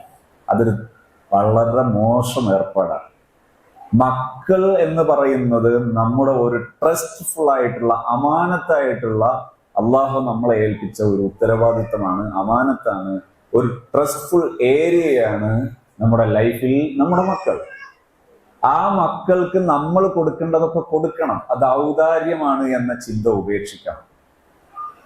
മക്കൾക്ക് നാം അവർക്ക് ഡ്രസ്സ് വൃത്തിയാക്കി കൊടുക്കുന്നു, ഡ്രസ്സ് വാങ്ങിച്ചു കൊടുക്കുന്നു, അവർക്ക് ആവശ്യമുള്ളപ്പോൾ കുളിപ്പിച്ചു കൊടുക്കുന്നു, അവർക്ക് ആവശ്യമുള്ളപ്പോൾ മറ്റ് സൗകര്യങ്ങൾ ചെയ്തു കൊടുക്കുന്നു. ഈ സൗകര്യങ്ങൾ ചെയ്യുന്നത് ഔദാര്യമാണെന്ന മനോഭാവം മാറ്റിവെക്കണം. നാം ഇഷ്ടപൂർവം ചെയ്യുന്ന സേവനമാണ് എന്ന ആറ്റിറ്റ്യൂഡ്, കാഴ്ചപ്പാട്, മനോഭാവം വെച്ച് പുലർത്തണം. അതാണ് സ്റ്റാൻഡേർഡ്, നിലവാരം. പകരം എന്തുപകാരം ചെയ്യുമ്പോഴും കൂടെ 2 വാക്കും കൂടി ഉപദ്രവിക്കുന്നത് പറയരുത്. നിങ്ങളുടെ ഉപകാരത്തിന് തീരെ അർത്ഥം ഉണ്ടാവില്ല. പകരം സ്നേഹം കൊടുക്കുന്ന സമയത്ത് അൺകണ്ടീഷണൽ എന്നാണ് ഇതിന് പറയുക. എന്ന് പറഞ്ഞാൽ സ്നേഹം കൊടുക്കുമ്പോൾ എന്തില്ല, തിരിച്ചിങ്ങോട്ട് കിട്ടണം എന്നില്ല. അതിന് ഇസ്ലാമിക മതവിശ്വാസം ഉൾക്കൊള്ളുന്നവർക്ക് എളുപ്പമാണ്. എന്താ, അള്ളാഹുവിൻ്റെ അടുക്കൽ പ്രതിഫലം കിട്ടും എന്ന് വിശ്വസിക്കുക. അപ്പോൾ എളുപ്പമാണ്. അങ്ങനെ വിശ്വസിച്ച് ചെയ്യുന്ന രക്ഷിതാവിന് റിസൾട്ട് ഫാസ്റ്റ് ആയിട്ട് കിട്ടും. അതല്ല, കുട്ടിക്ക് ഒരു ഉപകാരം ചെയ്യുമ്പോൾ പറയാം ഇതൊക്കെ ഓർമ്മ വേണം വലുതാവുമ്പോ എന്ന് പറഞ്ഞാൽ തിരിച്ചു കിട്ടാനുള്ള സാധ്യതയുടെ അളവ് കുറയും. അതുകൊണ്ട് എങ്ങനെ ചെയ്യണം, കൊടുക്കുന്ന സമയത്ത് എന്തു കൊടുക്കുമ്പോഴും അവരോട് നിഷ്കളങ്കമായി കൊടുത്ത് ശീലിക്കണം. അള്ളാഹുവിൽ നിന്ന് പ്രതിഫലം കിട്ടുക എന്ന മനോഭാവം. ഇസ്ലാമിക വിശ്വാസം ഉൾക്കൊള്ളാത്തവരൊക്കെ ആണെങ്കിൽ അവര് ചെയ്യേണ്ടത് എന്താണ്? അവര് ചെയ്യേണ്ടത്, സ്നേഹം എന്ന് പറയുന്നത് ഒരു സുഖമുള്ള വികാരമാണ്. വെറുക്കുക, സ്നേഹിക്കുക, 2 വികാരമാണ് ഇവിടെയുള്ളത്. ഒരു പക്ഷത്ത് സ്നേഹിക്കലാണ്, മറുവശത്ത് വെറുക്കലാണ്. രണ്ടും അല്ലാത്തതില്ല എന്നതാണ് സത്യം. ഇവിടെ സ്നേഹിക്കലാണ് സുഖമുള്ള വികാരം. അത് ഞാൻ തിരഞ്ഞെടുക്കുന്നു. അതുകൊണ്ട് ഞാൻ എൻ്റെ മക്കളെ സ്നേഹിക്കുന്നു. ഇങ്ങനെയാണ് വെച്ച് പുലർത്തേണ്ടതെന്നതാണ് അപ്ഡേറ്റഡ് മനഃശാസ്ത്രം വിലയിരുത്തുന്നത്. അപ്പോൾ നമ്മുടെ മക്കളോടുള്ള കാഴ്ചപ്പാടിൽ ഈ ഒരു കാഴ്ചപ്പാട് കൊണ്ടുവന്നാൽ അവരുന്നതരാകും, അവരിൽ നല്ല മാറ്റമുണ്ടാകും, നല്ല പുരോഗതി ഉണ്ടാകും, നിങ്ങൾക്ക് മക്കളിൽ ഉന്നതമായ നിലവാരം ഉണ്ടാക്കാൻ കഴിയും. ഇനി ഞാൻ ഈ സദസ്സിൽ ഇരിക്കുന്നവർക്ക് ആവശ്യമാകുന്ന ഒരു ഏരിയ കൂടി ചേർത്ത് പറഞ്ഞാൽ ഇത് കംപ്ലീറ്റ് ചെയ്യാം, ഇത് പൂർത്തീകരിക്കാം എന്നാണ് ഞാൻ കരുതുന്നത്.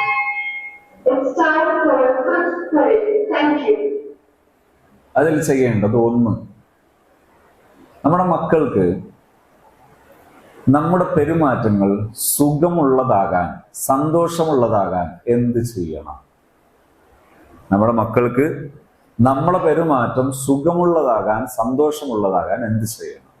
നമ്മുടെ മക്കളുടെ ഒരു അഡിക്ഷൻ മോഡിലുള്ള റിലേഷൻ എന്ന് പറഞ്ഞാൽ നമ്മുടെ മക്കൾക്ക് ഒഴിച്ചുകൂടാനാകാത്ത ബന്ധം, അത് നമ്മളാകാൻ നമുക്ക് പറ്റണം. ഒന്നുകൂടി ഞാൻ പറയാം. നമ്മുടെ മക്കൾക്ക് ഒഴിച്ചുകൂടാനാകാത്ത ബന്ധം ആരാകണം? നാം ഉമ്മയും ബാപ്പയും ആകണം. ഇങ്ങനെ ആയാൽ നിങ്ങളുടെ ജീവിതത്തിന്റെ മർമ്മപ്രധാനമായ ഭാഗങ്ങൾ സുസ്ഥിരമാണ്, അത് സേഫാണ്, സുരക്ഷിതമാണ്. ഇത് വളരെ സമയമെടുത്ത് സംസാരിക്കേണ്ട ഒരു വിഷയത്തെ ഞാൻ പരിമിതമായ സമയത്തിലേക്ക് ഇങ്ങോട്ട് വലിച്ചു ചുരുക്കുകയാണ്. നിങ്ങൾ എന്നോട് സഹകരിക്കും എന്നതാണ് എൻ്റെ പ്രതീക്ഷ. അതായത് ഇന്ന് അഫയർ കേസുകൾ എത്രയാണ്? കഴിഞ്ഞ ദിവസം ഏതാനും ദിവസങ്ങൾക്കിടയിൽ ഒരു 20 വയസ്സുകാരിയായ ഒരു പെൺകുട്ടിയെയും കൊണ്ട് രക്ഷിതാവ് വരുന്നു. ഈ രക്ഷിതാവ് വരുന്ന സമയത്ത് ഒരു 3-4 മാസത്തെ ട്രീറ്റ്മെന്റുകൾ കഴിഞ്ഞിട്ടാണ് വരുന്നത്. എന്താണ് ഈ കുട്ടിയുടെ പ്രശ്നം? ഈ കുട്ടിയുടെ പ്രശ്നം ഒരു ലവ് അഫെയർ ആണ്, ഒരു പ്രണയമാണ്. ഈ പ്രണയം ഉള്ള പെൺകുട്ടി ഒരു മുസ്ലിം പെൺകുട്ടിയാണ്. 20 വയസ്സുള്ള സൈക്കോളജി പഠിച്ചുകൊണ്ടിരിക്കുന്ന സൈക്കോളജി ഡിഗ്രി സ്റ്റുഡൻ്റ് ആണ് ഈ വിദ്യാർത്ഥിനി. ഈ വിദ്യാർത്ഥിനിയുടെ അഫെയർ ആരോടാണ്? മറ്റൊരു മതവിശ്വാസിയായ ചെറുപ്പക്കാരനോടാണ്. ഈ കുട്ടിയുടെ സെയിം ഏജിലുള്ള, അതേ പ്രായത്തിലുള്ള മറ്റൊരു ചെറുപ്പക്കാരനാണ്. ഈ പ്രണയം മൂർച്ഛിച്ചതിന്റെ പേരിൽ ഇത് പരിഹരിക്കാൻ വേണ്ടി സൈക്കോളജിസ്റ്റുകളെ സമീപിച്ചു, സൈക്യാട്രിസ്റ്റുകളെ സമീപിച്ചു. അവർ മെഡിസിനുകൾ കുടിച്ചു കൊടുത്തു. ആ മെഡിസിനുകൾ 3 മാസത്തിലേറെ തുടർച്ചയായി കഴിച്ചത് കൊണ്ട് വ്യക്തതയോടെ, അക്ഷരസ്ഫുടതയോടുകൂടെ സംസാരിക്കാൻ പ്രയാസപ്പെടുന്ന ഒരു കുട്ടിയാണ് എൻ്റെ മുമ്പിൽ എത്തിയിരിക്കുന്നത്. ഈ കുട്ടിയോട്, രക്ഷിതാവിനോട് ഞാൻ മാറി മാറി സംസാരിച്ചു, എന്താണ് പ്രശ്നം? അപ്പോ ഇവർ പറഞ്ഞു, ഇവൾ ഇങ്ങനെയാണ് പറയുന്നത്, ഇവനെ അല്ലാതെ വേണ്ട, ഞാൻ അവനെ വിവാഹം ചെയ്യൂ. ഞങ്ങളാണെങ്കിൽ അത്യാവശ്യം നിലവാരത്തിൽ, നല്ല മതബോധത്തിൽ, നല്ല വൃത്തിയും ശുദ്ധിയുള്ള ഒരു മതശുദ്ധിയുള്ള, മതവൃത്തിയുള്ള അങ്ങനെ ഒരു ജീവിതത്തിൽ മുന്നോട്ട് പോകുന്നവരാണ്. ഞങ്ങൾക്ക് ഒരു നിലയിലും ഒത്തുപോകാത്തതാണ് മറ്റൊരു ഇന്റർകാസ്റ്റ് വിവാഹം എന്ന് പറയുന്നത്. ഈ കുട്ടിയുടെ തന്നെ ഭാവി ജീവിതം എൻ്റെ എല്ലാ അർത്ഥത്തിലും നശിച്ച് നരകമാകാൻ കാരണമാകുന്ന ഒരു ജീവിതത്തിന് ഞങ്ങളായിട്ട് കാർമ്മികത്വം വഹിക്കുക എന്നത് അസാധ്യമാണ്. അതുകൊണ്ട് ഇതിന് എന്തെങ്കിലും ഒരു സൊല്യൂഷൻ ഉണ്ടോ? അപ്പോ എനിക്കിങ്ങനെ ഫീൽ ചെയ്യുന്നത്, പകുതി അർത്ഥ കോയിനെ കൊണ്ടുവന്നിട്ട് ഇതിനൊരു ഹയാത്ത് വെപ്പിച്ചതോ എന്ന് ചോദിക്കുമ്പോഴാണ് എനിക്ക് ഫീൽ ചെയ്യുന്നത്. അപ്പോൾ എന്തായാലും ഇതിനിപ്പോ ആട്ടി അകറ്റാൻ പറ്റാത്തത് കൊണ്ട് ഞാൻ അവരുടെ കൂടെ സംസാരിച്ചു. ഞാൻ ആ വിഷയം നീട്ടിക്കൊണ്ടുപോകുന്നില്ല, അത് പരിഹാരമായി. എൻ്റെ മാറ്റർ എവിടെയാണെന്നറിയോ? ഇവിടെ ലവ് അഫെയർ എന്ന് പറയുന്നത് അതൊരു കാമമാണ്. ഏകദേശം 1/2 നൂറ്റാണ്ടോളം നമ്മുടെ നാട്ടിലെ പവിത്രമാണെന്ന് എല്ലാവരും കരുതുന്ന ആർട്ട് ലോകം, പ്രത്യേകമായും സിനിമ സീരിയൽ ലോകം ആർപ്പ് വിളിച്ച് പുലമ്പിയ ഒരാശയമാണ് പ്രണയം വിശുദ്ധമാണ്, അതുകൊണ്ട് പ്രണയം തോന്നിയവർ തമ്മിൽ യോജിക്കണം എന്ന് പറഞ്ഞ ഒരു വിഭാഗം, ഒരു കൂട്ടർ. ആ കൂട്ടർ ഈ ആശയം സ്ഥിരപ്പെടുത്താൻ വേണ്ടി പ്രണയവിവാഹം നടത്തിയവരാണ്. പക്ഷേ നടത്തിയവരിലെ എല്ലാവരും 100-ൽ 110 പൊട്ടിയിട്ട് നാറി തകർന്നു കിടക്കുന്ന ജീവിതത്തിന്റെ വക്താക്കളാണ്.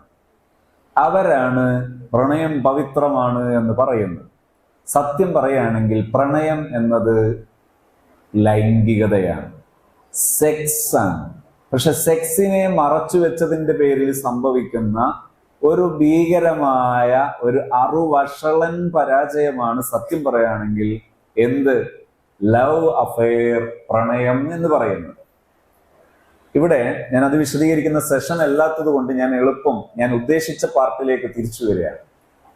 ഈ കുട്ടിക്കെങ്ങാനും ഞാൻ നേരത്തെ സൂചിപ്പിച്ചതുപോലെ ഒരു മദർ ചൈൽഡ്, ഫാദർ ചൈൽഡ്, ഉപ്പ മകൾ, ഉമ്മ മകൾ, അല്ലെങ്കിൽ അച്ഛൻ മകൾ, അമ്മ മകൾ എന്ന ബന്ധം അതിന്റെ ക്രിസ്റ്റൽ ക്ലിയർ ആയിട്ടുള്ള അഥവാ കൃത്യതയുള്ള, വ്യക്തതയുള്ള ബന്ധമുണ്ടായിരുന്നെങ്കിൽ ഇങ്ങനൊരു അബദ്ധത്തിൽ പെടില്ലായിരുന്നു. കാമം മനുഷ്യന് തോന്നാം, പക്ഷെ ഈ തോന്നുന്ന കാമത്തിൽ നിന്ന് എളുപ്പം രക്ഷപ്പെടാം. അപ്പൊ എന്താണ് അവിടെയുള്ള പരിഹാരം? നമ്മൾ തമ്മിലുള്ള ബന്ധം അഥവാ രക്ഷിതാക്കളും മക്കളും തമ്മിലുള്ള ബന്ധം അത് വളരെ ഹൃദ്യമാക്കാൻ, അത് ആസ്വാദ്യകരമാക്കാൻ നമുക്ക് കഴിയണം. അപ്പൊ ചിലരുടെയൊക്കെ മനസ്സിൽ ലഡു കിട്ടുന്നുണ്ടാവും, അതാണെങ്കിൽ ഒന്ന് കേട്ടാൽ കൊള്ളാം, കാരണം മക്കൾ അഫയറിലൊന്നും പെടാതെ നോക്കാമെങ്കിൽ അത് ഉഷാറായി എന്ന രീതിയിൽ ചോദിക്കുന്നവരുണ്ടാകാം. അതൊരു വലിയ സംഭവമാണല്ലോ. നിങ്ങൾ ഒന്നും ചെയ്യാതിരുന്നാൽ മതി, അപ്പൊ തന്നെ ഏകദേശം എല്ലാം ക്ലിയർ ആണ്. ആകെ നിങ്ങൾ ചെയ്യേണ്ടത് ഒന്ന്, തെറ്റുകൾക്ക് കൂട്ടുനിൽക്കില്ല എന്ന ഉറച്ച തീരുമാനം ഉണ്ടാകണം. അതിന് നമ്മൾ പറയുക ഫേംനെസ് എന്ന് പറയും, നിലപാട് എന്ന് പറയും. നിലപാടുകൾ ഇതൊരു സ്നേഹമാണ്. Firmness is A love language എന്ന് പറയും. നിലപാട് ഒരു സ്നേഹഭാഷയാണ്. ഒരു ഉമ്മ മകള് പറയാണ്, ഉമ്മ ക്രിസ്മസ് വരികയാണ്, എൻ്റെ ക്ലാസ്സിന് സ്പെഷ്യലായിട്ട് ഞങ്ങൾ ഒരു ക്രിസ്മസ് ഗാദറിങ് വെച്ചിട്ടുണ്ട്, അതിന് എല്ലാ ആൾക്കാരും 2000 രൂപ വേണം. അപ്പൊ അങ്ങനെയാണല്ലോ, കുട്ടികൾക്കൊന്നും പൈസക്ക് യാതൊരു ചൂടുമില്ല. എന്താ, അവനവൻ ഉണ്ടാക്കുന്നതല്ലല്ലോ, ബാപ്പ ഉണ്ടാക്കുന്നതല്ലേ. ബാപ്പന്റെ രക്തല്ലേ ഈ ഇതാകുന്നത്. നമുക്കെന്താണ്, ഇങ്ങനെ പരസ്പരം കൂറില്ലാത്ത, മനുഷ്യത്വമില്ലാത്ത ഒരു തരം ബന്ധങ്ങളാണ്. അപ്പൊ അവിടെ ഈ മനുഷ്യത്വത്തിലേക്ക് ഇതിനെ അടുപ്പിക്കാൻ വേണ്ടി എന്ത് ചെയ്ത് ശീലിക്കണം, അതാ ഞാൻ പറയാൻ പോകുന്നത്. ക്രിസ്മസ് ഗാദറിങ്ങിന് വേണ്ടി 2000 രൂപ ചോദിക്കുമ്പോൾ ഉമ്മാന്റെ മനസ്സ് തെളിയാണ്. ഇവളെ ഫ്രണ്ട്സ്, ഇവന്റെ ഫ്രണ്ട്സ്, അവരെ മുമ്പിൽ എനിക്കൊരു സ്റ്റാൻഡേർഡ് വേണമെങ്കിൽ 2000 പോയി കൊണ്ടുപോകണം. അപ്പൊ ഉമ്മയും സപ്പോർട്ട് കൊടുത്തേ. 2000 രൂപയല്ലേ, നമ്മളെ മോക്ക് വേണ്ടിയല്ലേ, നമ്മളെ മോന് വേണ്ടിയല്ലേ. ഈ 2000 രൂപ കൊണ്ട് ഇവരെന്താ കാട്ടിക്കൂട്ടുന്നതെന്ന് നമ്മൾ അറിയോ? പശുവിന്റെ ആല പോലും ഉണ്ടാവില്ല അന്നത്തെ ഗാദറിങ്ങിന്റെ ക്ലാസ് റൂമിന്റെ പ്ലാറ്റ്ഫോം പോലെ. അത്ര വൃത്തികെട്ട രീതിയിൽ ആഘോഷിക്കുകയാണ്. ഈ ആഘോഷിക്കുന്ന അന്ന് 9ാം ക്ലാസ്സിൽ നിന്ന് 10ാം ക്ലാസ്സിൽ നിന്ന് പരസ്പരം ആൺകുട്ടികളും പെൺകുട്ടികളും ഇവർ ഒന്നിച്ചു ചേർന്ന് ആഘോഷിക്കുമ്പോൾ അസാംഗത്യങ്ങൾ, പാടില്ലാത്ത വഷളത്തരങ്ങൾ സംഭവിക്കുകയില്ലെന്ന് വിശ്വസിക്കുന്ന രക്ഷിതാക്കളെ തൽക്കാലം വിളിക്കേണ്ടത് മന്ദബുദ്ധികളെന്നാണ്. ഞാൻ ഇവിടെ വെച്ച് ആരെയും അങ്ങനെ വിളിക്കുന്നില്ല. എന്തുകൊണ്ട്? കാരണം 13 വയസ്സാകുമ്പോൾ 9 വയസ്സ് മുതൽ 13 വയസ്സാകുന്നത് വരെ ഒരു പെൺകുട്ടിക്ക് ലൈംഗിക പക്വത വരുന്നു എന്നത് മെഡിക്കൽ സയൻസ് പറയുന്നു. ഒരു ആൺകുട്ടിക്ക് 14-15 വയസ്സ് വരുമ്പോൾ ആ കുട്ടിയുടെ അഡോളസൻസിന്റെ ഭാഗമായി ലൈംഗികതയുടെ പക്വത വരുന്നു എന്നത് മെഡിക്കൽ സയൻസ് സ്ഥിരപ്പെടുത്തപ്പെട്ട വിഷയമാണ്. ഇത്തരം ഒരു വിഷയത്തിന് മുമ്പിൽ ഇവര് രണ്ടാളും ആഘോഷത്തിന്റെ ഭാഗമായി ഒന്നിച്ചാഘോഷിച്ചാൽ അങ്ങോട്ടോ ഇങ്ങോട്ടോ ഒന്നും തോന്നൂല എന്ന് പറയുന്ന ഇവർക്കൊക്കെ പൊട്ടത്തരത്തിന് അവാർഡ് കൊടുക്കേണ്ടതാണ്. കൊടുക്കാൻ ആരെയും കിട്ടാത്തത് കൊണ്ട് നമ്മൾ തൽക്കാല പരിപാടിക്ക് മുതിരുന്നില്ല.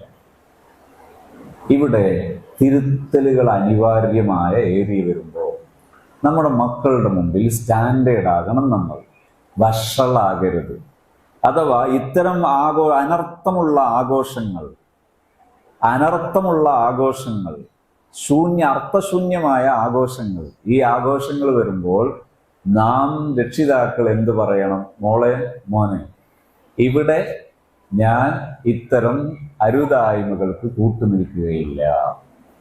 ഒരു ചെറിയൊരു പ്രയാസം ഉണ്ടാകും. ഇപ്പൊ സ്ഥാപനങ്ങളിലെല്ലാം വ്യാപകമാണ് ബർത്ത്ഡേ പ്രോഗ്രാമുകൾ, ബർത്ത്ഡേ പ്രോഗ്രാമുകൾ, ഹാപ്പി ബർത്ത്ഡേ, ഭയങ്കര സംഭവമാണ്. ഇവിടെ ഞാൻ ഇപ്പോൾ സംസാരിക്കുന്നത് മുസ്ലിം കമ്മ്യൂണിറ്റിയോട് മാത്രമാണ്. എനിക്ക് പറയാനുള്ളത്, മുസ്ലിം കമ്മ്യൂണിറ്റിയിൽ യാതൊരു നിലയിലും ഇടയില്ലാത്ത ഒരാഘോഷമാണ് ബർത്ത്ഡേ പ്രോഗ്രാമുകൾ. മുസ്ലിം കമ്മ്യൂണിറ്റിയിൽ അർത്ഥശൂന്യമായ ഒരു ഏർപ്പാടാണ്, ആചാരമാണ് ബർത്ത്ഡേ പ്രോഗ്രാമുകൾ. എന്തുകൊണ്ട്? എപ്പോഴാണ് ബർത്ത്ഡേ പ്രോഗ്രാം കഴിക്കാറുള്ളത്? ബർത്ത്ഡേ എന്ന വാക്കിന്റെ അർത്ഥം എന്താ? ജനിച്ച ദിവസം. ബർത്ത്ഡേ വാക്കിന്റെ അർത്ഥം എന്താ? ജനിച്ച ദിവസം. ജനിച്ച ദിവസം. ഈ കുട്ടി ജനിച്ചത്, 10 വയസ്സുള്ള കുട്ടി ജനിച്ചിരിക്കുന്നത് 10 കൊല്ലം മുമ്പ്. ആ മുമ്പത്തെ ആ ഒരു ഇയർ, ഉദാഹരണത്തിന് പറയുകയാണെങ്കിൽ 2015 അല്ലെങ്കിൽ 2016 ഫസ്റ്റിൽ അങ്ങനെ ജനിച്ചിരിക്കുന്ന ആ കുട്ടിയുടെ ബർത്ത്ഡേ ആഘോഷിക്കുന്നത് 1 കൊല്ലം നഷ്ടപ്പെട്ടപ്പോൾ, മരണം വരെ നിശ്ചയിച്ചിരിക്കുന്ന ആയുസ്സിൽ നിന്ന് 1 കൊല്ലം നഷ്ടപ്പെട്ടപ്പോൾ ആഘോഷിക്കുക. വീണ്ടും 1 കൊല്ലം നഷ്ടപ്പെട്ടപ്പോൾ വീണ്ടും ആഘോഷിക്കുക. വീണ്ടും 1 കൊല്ലം നഷ്ടപ്പെട്ടപ്പോൾ വീണ്ടും ആഘോഷിക്കുക. ഇവിടെ എവിടെയാ അർത്ഥമുള്ളത്? എവിടെയാ? ചില വ്യാഖ്യാനങ്ങളുണ്ടാവും. എന്തിനും അങ്ങനെയാണല്ലോ. ഒരു എൻ്റെ സുഹൃത്ത്, ഞാനിങ്ങനെ യാത്ര പോകുമ്പോൾ എന്നോട് ചോദിച്ചു, ഇവിടെ അടുത്താണ് എൻ്റെ വീട്, നിങ്ങൾ വരുന്നോന്ന് ചോദിച്ചു. ഞാൻ ചോദിച്ചു, എന്താ പ്രോഗ്രാം ഉണ്ടോ? ഇല്ല, ചെറിയൊരു പ്രോഗ്രാം ഉണ്ട്. അതെന്താ? അതൊരു മങ്കൂസ് മൗലിദ് പ്രോഗ്രാം ഉണ്ട് എന്ന് പറഞ്ഞു. അപ്പൊ ഞാൻ പറഞ്ഞു, ഇപ്പൊ എനിക്ക് എന്തായാലും സമയം. അടുത്ത ദിവസം യാദൃശികമായി ഞാൻ ഇയാളെങ്ങനെ ബസ്സിൽ വെച്ച് കണ്ടപ്പോൾ ഞാൻ ചോദിച്ചു, നമ്മളെ പരിപാടി എങ്ങനെ ഉണ്ടായിരുന്നു? അപ്പൊ ഇയാൾ ഇങ്ങനെ ഒരു സൈക്കിൾ മുന്ന് വീണ ശരിയുണ്ട്, നമുക്കറിയാം. അങ്ങനെ ഒരു ചിരിച്ചു പോയാൽ. അപ്പൊ ഞാൻ ഇയാളോട് ചോദിച്ചു, എന്ത് പറ്റി, നിങ്ങളൊന്നും മറുപടി ഇല്ലാത്തതുണ്ട്. അപ്പൊ അയാൾ എന്നോട് പറഞ്ഞു, അതൊരു ഹിഡൻ മാറ്റർ ആയിരുന്നു, അതൊരു എന്നെ പറ്റിച്ച പരിപാടിയായിരുന്നു. ഞാൻ ചോദിച്ചു, എന്ത് പറ്റി? എൻ്റെ വൈഫ് എന്നോട് പറഞ്ഞതാ, നമുക്കൊരു മങ്കൂസ് മൗലിദ് കഴിക്കണം നാളെ. അങ്ങനെ ഞാൻ മങ്കൂസ് മൗലിദിനുള്ള സാമഗ്രിയൊക്കെ വാങ്ങി, അതിനുള്ള ലിസ്റ്റൊക്കെ തന്നു, സാധനമൊക്കെ വാങ്ങിച്ചു. അവസാനം മങ്കൂസ് മൗലിദ് എന്താ സംഭവം എന്നറിയോ? കേക്ക് മുറിയാണ്. ഈ കേക്ക് മുറിയുടെ അടിസ്ഥാന സ്രോതസ് എന്താ അറിയോ? മോളെ ബർത്ത്ഡേ പ്രോഗ്രാമാണ്. ബർത്ത്ഡേ പ്രോഗ്രാം എങ്ങനെയാ കഴിക്കുന്നത്? അമ്മാവൻ വന്നു, കേക്ക് എന്ത് ചെയ്യണം? മെഴുകുതിരി കത്തിച്ചു വെച്ചിട്ട് ആ അമ്മാവൻ കട്ട് ചെയ്യണം. അപ്പോ മുസന്നിഫിന്റെ അസല് മുറാദ് എന്തല്ല? മങ്കൂസ് മൗലിദ് അല്ല, ഇത് ബർത്ത്ഡേ പ്രോഗ്രാമാണ്. ഈ ബർത്ത്ഡേ പ്രോഗ്രാം എന്ന് പറയുന്നത് നടത്തിയാൽ എന്താ കുഴപ്പം? ഇവിടെ ന്യായീകരണമാണ്. 1 കൊല്ലം നമുക്ക് കിട്ടിയത് നിയമത്തിനുള്ള ഒരു സന്തോഷ പ്രകടനമല്ലേ എന്ന്. അതിനർത്ഥമുണ്ട്. എപ്പോന്നറിയോ? ഇതാ, ഈ മോന്റെ 1 കൊല്ലം എന്ന് പറഞ്ഞാൽ ഈ ഭൂലോകത്തിനാകെ അള്ളാഹു റഹ്മത്തായി പടച്ച ഒരു ഭയങ്കര ഭൂലോക നേതാവാണെങ്കിൽ കുഴപ്പമില്ല, അതിനൊരു അർത്ഥമുണ്ട്. അങ്ങനെയാണ് എന്ന് പറയാൻ പറ്റിയ ഏത് മനുഷ്യനാന്നുള്ളത്. ഇനി അടുത്തത്, നമ്മുടെ ഒരു മനുഷ്യ ജീവിതം എന്ന് പറയുന്നത് നമുക്ക് വ്യാഖ്യാനിക്കാനോ വരച്ചു തീർക്കാനോ പറഞ്ഞു തീർക്കാനോ കഴിയുന്നതിന്റെ എത്രയോ മേലെയാണ്. അത്രയും ഉന്നതങ്ങളിൽ കിടക്കുന്ന ഒരു മനുഷ്യ ജീവിതത്തിന്റെ അർത്ഥത്തിൽ നിന്ന് ഒരു അംശം പോലും ജീവിച്ചു തീർക്കാൻ കഴിയാത്തൊരു മനുഷ്യൻ അവന്റെ ജീവിതത്തിൽ അർത്ഥപൂർണമായി കഴിഞ്ഞു എന്ന് പറഞ്ഞ് ആഘോഷിക്കുന്നത് അതിലേറെ നിരർത്ഥകമാണ്. അതുകൊണ്ട് തന്നെ ബർത്ത്ഡേ പ്രോഗ്രാമിന് ഇസ്ലാമിക് കൺസെപ്റ്റിൽ യാതൊരു ഇടവുമില്ലാത്ത ആഘോഷമാണ്. അത് മദ്രസയിൽ ആഘോഷിച്ചാലും തങ്ങൾ ആഘോഷിച്ചാൽ ആരാഘോഷിച്ചാലും സത്യം ഇതാണ്. ഇനി നിങ്ങൾ ആലോചിച്ചു, ഓരോ കൊല്ലവും ലൈഫിൽ നിന്നും മരിക്കാൻ നിശ്ചയിച്ച ജീവിതത്തിൽ നിന്ന് 1 കൊല്ലം നഷ്ടപ്പെടുമ്പോൾ ആഘോഷിക്കുന്ന ഈ ഡേഷ് ആകണമോ ആകണ്ടയോ? നിങ്ങൾ തീരുമാനിക്കണം.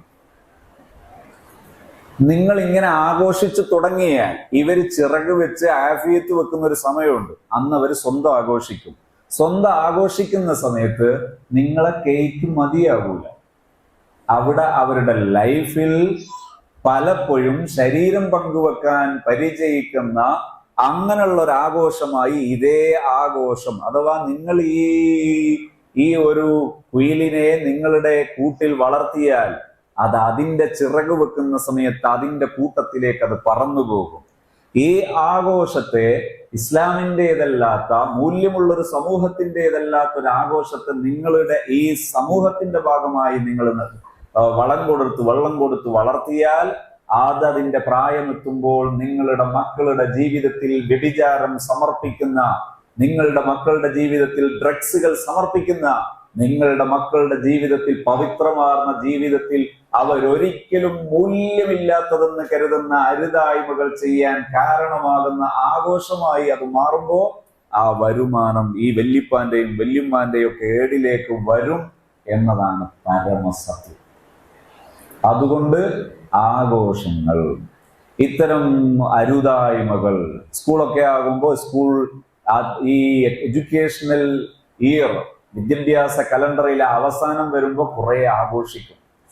ആഘോഷങ്ങൾ വരുന്ന സമയത്ത് അരുതായ്മയുള്ള എല്ലാ ആഘോഷങ്ങളുടെ മുമ്പിലും നോ പറയാനുള്ള സ്റ്റാൻഡേർഡ്, നിലവാരം അത് നാം വെച്ചു പുലർത്തണം. ആ നിലവാരത്തിന് നമുക്ക് പറയാവുന്ന പദപ്രയോഗമാണ് ഫേംനെസ്, നിലപാട്. Firmness is A love language. അതൊരു രക്ഷിതാവിന്റെ സ്നേഹഭാഷയാണ്. ഇനി എന്താ ചെയ്യേണ്ടത്? നിങ്ങൾ മക്കളെ കുഞ്ഞുനാൾ മുതൽ കേൾക്കുന്നവരാകണം. മക്കള് രാവിലെ സ്കൂളിൽ പോയതാണ്, വൈകുന്നേരം 3:30 മണിക്ക്, 4:30 മണിക്ക്, 5 മണിക്ക് കുട്ടി വീട്ടിലേക്ക് എത്തുന്ന സമയത്ത് വളരെ നിഷ്ഠയോടെ ആ കുട്ടിയെ നിങ്ങൾ സ്വാഗതം ചെയ്യണം, വെൽക്കം ചെയ്യണം. വീട്ടിലേക്ക് വരുമ്പോ ആഹ്ലാദത്തോടെ സ്വീകരിക്കണം. അവിടെ മക്കള് വരുന്ന സമയത്ത് നമ്മൾ ആ വാതിൽക്കലിൽ പ്രതീക്ഷയോടുകൂടെ കാത്തിരിക്കുന്നവരാകണം. അവർ വരുന്ന സമയം നിങ്ങൾ ഇൻവെസ്റ്റിഗേഷൻ ഓഫീസർ ആകരുത്. കൊണ്ടുപോയ ഭക്ഷണം കൃത്യമായി കഴിച്ചിട്ടുണ്ടോ? കൊണ്ടുപോയ പാത്രം കൃത്യമായി കഴുകിയിട്ടുണ്ടോ? ഇന്ന് ക്ലാസ് വരെയൊക്കെ ശ്രദ്ധിച്ചിട്ടുണ്ടോ? ഹോംവർക്ക് ഏതൊക്കെയുള്ളത്? ഇത് ചോദിക്കുന്ന ഈ ചോദ്യം കേട്ട കുട്ടി വിചാരിക്കും സ്കൂളിൽ തന്നെ നിന്ന് കുറച്ചും കൂടി നന്നായിരുന്നു. ഇങ്ങനെ ആകരുത്. ഇതാണ് നിങ്ങൾ കുട്ടികളുടെ മുമ്പിൽ, കുട്ടികളുടെ സ്നേഹ സ്രോതസ്സായ ഒരു ലവബിൾ സോഴ്സായ ഒരു ഉമ്മയാകാൻ നിങ്ങൾ ചെയ്യേണ്ടത്. ഇതാണ് സ്നേഹമുള്ളവരാകാൻ. കുട്ടികൾക്ക് ഒരിക്കലും ഒഴിച്ചുകൂടാൻ കഴിയാത്തൊരു ഉമ്മയാകാൻ, ബാപ്പയാകാൻ ചെയ്യേണ്ടത് എന്താണ്? അവരെ കേൾക്കുന്നവരാകണം. അവരൊരു കാര്യം പറയുമ്പോൾ അത് ശ്രദ്ധിക്കുന്നവരാകണം. തെറ്റുകൾ പറയുമ്പോൾ നോ, ഈ തെറ്റിന് ഉമ്മ കൂടെ ഇല്ല, ഇത്രയേ വേണ്ടൂ. അവിടെ കലഹങ്ങൾ വരുമ്പോൾ തിരിച്ച് കലഹിക്കരുത്. കലഹങ്ങൾ വരുമ്പോൾ തിരിച്ച് കലഹിക്കരുത്. ഇമോഷണലായി മക്കൾ പ്രതികരിക്കും. ഇപ്പൊ പലരും പെടുന്ന പെടലെന്താ പറയുക, വർഷാവസാനൊക്കെ ആവുമ്പോ ചില നല്ല സ്കൂളുകളിലൊക്കെ എന്തുണ്ടാവില്ല എന്നറിയോ?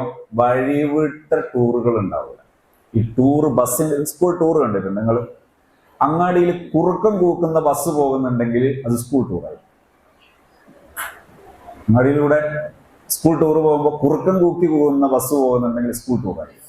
ഇങ്ങനെ ഒരു തരം സംസ്കാര ശൂന്യമായ ഒരു കൂട്ടം മനുഷ്യ കുഞ്ഞുങ്ങളെ സൃഷ്ടിക്കുന്ന ഒരു പ്രക്രിയയാണ് പലപ്പോഴും പല സ്കൂൾ ടൂറുകൾ.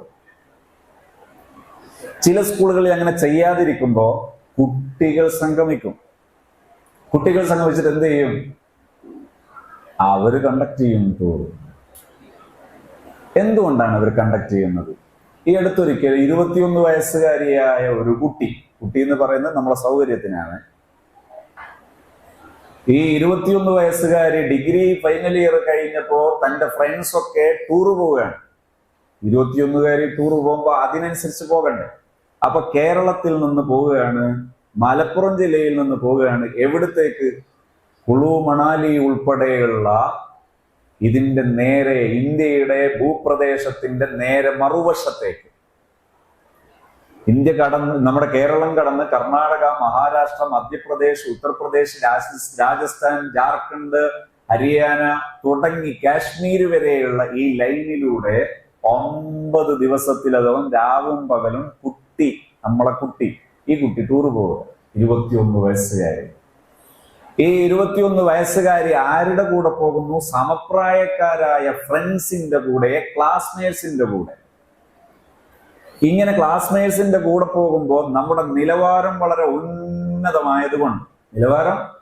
ഉന്നതമായതുകൊണ്ട് നമ്മൾ എന്ത് ചെയ്യുന്നു? വേഗം പെർമിഷൻ കൊടുക്കുന്നു. ഈ പെർമിഷൻ കൊടുക്കുന്ന രക്ഷിതാക്കളിൽ രണ്ട് വിഭാഗമാണ്. ഒന്നാരാണ്? ഒന്ന് നമ്മൾ ഉന്നതരാണ് എന്ന ഉദാത്തമായ ബോധം കൊണ്ട് പെർമിഷൻ കൊടുക്കുന്നു. നിങ്ങൾക്കിത് മനസ്സിലാകുമെന്നതുകൊണ്ട് ഞാൻ അങ്ങനെ തന്നെ പറഞ്ഞ് മതിയാക്കുകയാണ്, എന്റെ നാവ് ചീത്തയാക്കേണ്ടത്. ഈ ഉദാത്ത ബോധമുള്ള ഇവര് പറഞ്ഞയച്ചിട്ട് എന്ത് സംഭവിക്കുന്നു? ഇവർക്ക് എവിടെയാണ് ഇവർക്കൊക്കെ സാമ്പത്യ ബോധമുള്ളത് എന്നത് വലിയൊരു വിഷയം തന്നെയാണ്. എന്തേ? ഈ പ്രായത്തിലുള്ളവർ സംഗമിക്കുമ്പോൾ ഒരു അനർത്ഥവും ഉണ്ടാകൂല. അവിടെ ചിലർക്കൊരു വിമർശനം ഉണ്ടാവും, നിങ്ങൾക്ക് വെറുതെ തോന്നുകയാണ്. എന്തേ? ഒരു പുരുഷൻ സ്ത്രീയെ കാണുന്ന സമയത്ത് താല്പര്യം തോന്നുകയോ പ്രത്യേകം നോക്കുകയോ ചെയ്താൽ ആൾക്കാർ പറയുന്ന ഒരു പേരുണ്ട്. എന്താ? ഞരമ്പ് രോഗം. സത്യത്തിൽ ഇതിന് ഞരമ്പ് രോഗം എന്ന് പറയാൻ പറ്റുമോ? സ്ത്രീക്ക് പുരുഷനോട് താല്പര്യം തോന്നാതിരിക്കുക, പുരുഷന് സ്ത്രീയോട് താല്പര്യം തോന്നാതിരിക്കുക, അതും പ്രായമായിട്ട്, അങ്ങനെ ഉണ്ടെങ്കിൽ അതൊരു ഡിസോർഡറാണ്, ബയോളജിക്കൽ ഡിസോർഡറാണ്. നമ്മൾ സ്കൂളിൽ പഠിപ്പിക്കുന്ന ബയോളജി അനുസരിച്ച് അത് ഡിസോർഡറാണ്. അതിന്റെ അർത്ഥം എപ്പോഴെപ്പോഴും തോന്നുന്നതാണോ? അല്ല, തോന്നാനുള്ള സാധ്യതയുണ്ട്. എന്താ നിങ്ങൾക്ക് മനസ്സിലാകൂലേ? നിങ്ങൾ നോക്ക്, നമ്മൾ ടൂ വീലറിലൂടെ ഒരു പോലീസ് സ്റ്റേഷന്റെ മുമ്പിലൂടെ ഇവിടുന്ന് പോയി നോക്ക്. കൊളത്തൂർ പോലീസ് സ്റ്റേഷന്റെ മുമ്പിലെത്തിയ പലപ്പോഴും ഉണ്ട് പോലീസ് സ്റ്റേഷന്റെ മുമ്പിൽ തന്നെ ഒരാൾ. അയാൾ ടൂ വീലറിൽ ഹെൽമറ്റ് ധരിക്കാതെ പോകുന്നവനെ നേരെ കൈ കാണിക്കും, ഫൈനിടും, കുറ്റകൃത്യമാണ്. അപ്പൊ ഇയാൾ ചോദിക്കുകയാണ്, നിങ്ങൾ എന്താണ് ലോകം തെളിയാത്ത നിങ്ങളൊരു ഞരമ്പ് രോഗിയാണോ? എന്തേ? ഞാൻ 3 ലക്ഷം കിലോമീറ്ററായി ഞാൻ യാത്ര ചെയ്യുന്നു, ഇതുവരെ ഞാൻ വീണിട്ടില്ല, എന്റെ തലക്കപകടം പറ്റിയിട്ടില്ല, പിന്നെ ഞാൻ എന്തിനാ ഹെൽമറ്റ് ധരിക്കുന്നത്? അംഗീകരിക്കോ? ഇല്ല. ഇതുപോലെയല്ലേ ചിലര് ചോദിക്കുന്നു, ഞാൻ ക്യാമ്പസിൽ പഠിക്കുമ്പോ, ഞാൻ ജോലി ചെയ്യുമ്പോ, എന്റെ സ്റ്റാഫ് റൂമിൽ, എന്റെ ബിസിനസ്സിൽ ഞങ്ങൾ ഒന്നിക്കാറുണ്ട്, ഒന്നും പറ്റാറില്ല. ഇത് ശരിയാണോ? ബയോളജി പഠിക്കുന്ന ഒരു മനുഷ്യന്റെ ജൈവിക ശാസ്ത്രം പഠിക്കുന്നവൻ ഇത് അംഗീകരിക്കരുത്. സാധ്യതകളെ അംഗീകരിക്കണം. ടൂ വീലറിലാണോ യാത്ര പോകുന്നത്? വീഴാൻ സാധ്യതയുണ്ട്, വീഴുമ്പോൾ തലയടിക്കാൻ സാധ്യതയുണ്ട്. ജീവൻ വളരെ പ്രധാനമാണ്, നിങ്ങൾക്ക് പ്രധാനം അല്ലെങ്കിൽ ഞങ്ങൾക്ക് ഭരണകൂടത്തിന് പ്രധാനമാണ്, അവിടെ വീഴാൻ പറ്റൂല, ഞങ്ങൾ നിയമം പാസ്സാക്കി, കുറ്റകൃത്യമാണ്. അള്ളാഹു പറയുന്നത് നമ്മൾ പടച്ചതാണ്, നമ്മൾ പടച്ച വലിയ കഴിവിന്റെ ഭാഗമായി പടച്ചതാണ് നിങ്ങളെ. നിങ്ങളാരും നിങ്ങളെ പടച്ചിട്ടില്ല, അതുകൊണ്ട് നിങ്ങൾ നിങ്ങളുടെ സുരക്ഷ പാലിക്കണം. മോനും മോളും തമ്മിൽ, മോനും വേറൊരുത്തനും തമ്മിൽ, മോളും വേറൊരുത്തനും തമ്മിൽ ഈ വഴിതെറ്റിയ ബന്ധം രൂപപ്പെട്ടു.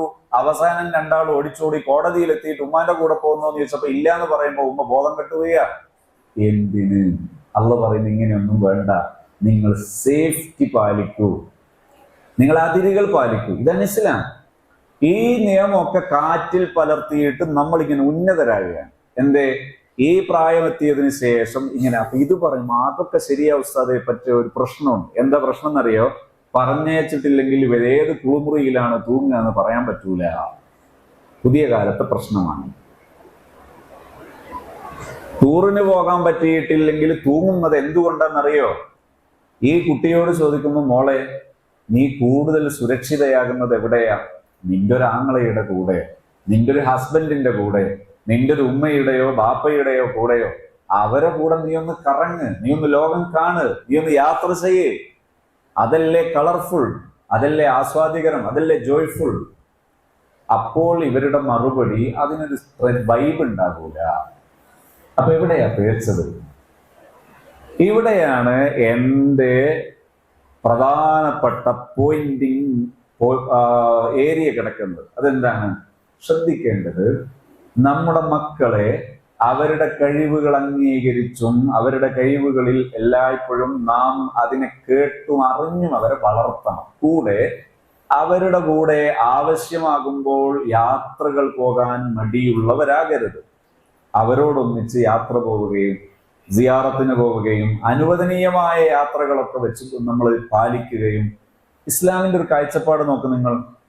ആസ്വാദനവും ആഘോഷവും ഗാദറിങ് എപ്പോഴും ആവർത്തിച്ചു വേണം. ജുമുഅ ദിവസം എല്ലാ മുസ്ലിം വീടും ആഘോഷപൂർണമായിരിക്കും. അതിൽ പുറത്ത് എപ്പോഴും ഇബാദത്തിന് പോകാൻ കൂടുതൽ ഉത്തരവാദിത്വം ഏൽപ്പിക്കാൻ പറ്റിയ പ്രകൃതക്കാരൻ പുരുഷനാണ്. അതുകൊണ്ട് പുരുഷൻ എന്തു വേണം? ജുമുഅ പാലിച്ചോളണം, അവന്റെ ബാധ്യതയാണ്. സ്ത്രീയെ അങ്ങനെ ബാധ്യതയായി ഏൽപ്പിക്കുന്നത് അത്ര സേഫ് അല്ല. എന്തുകൊണ്ടാ? എല്ലാ സ്ത്രീകളും മറച്ചു വെക്കാൻ ഇഷ്ടപ്പെടുന്നതാണ് അവരുടെ മെൻസസ് പീരീഡ്.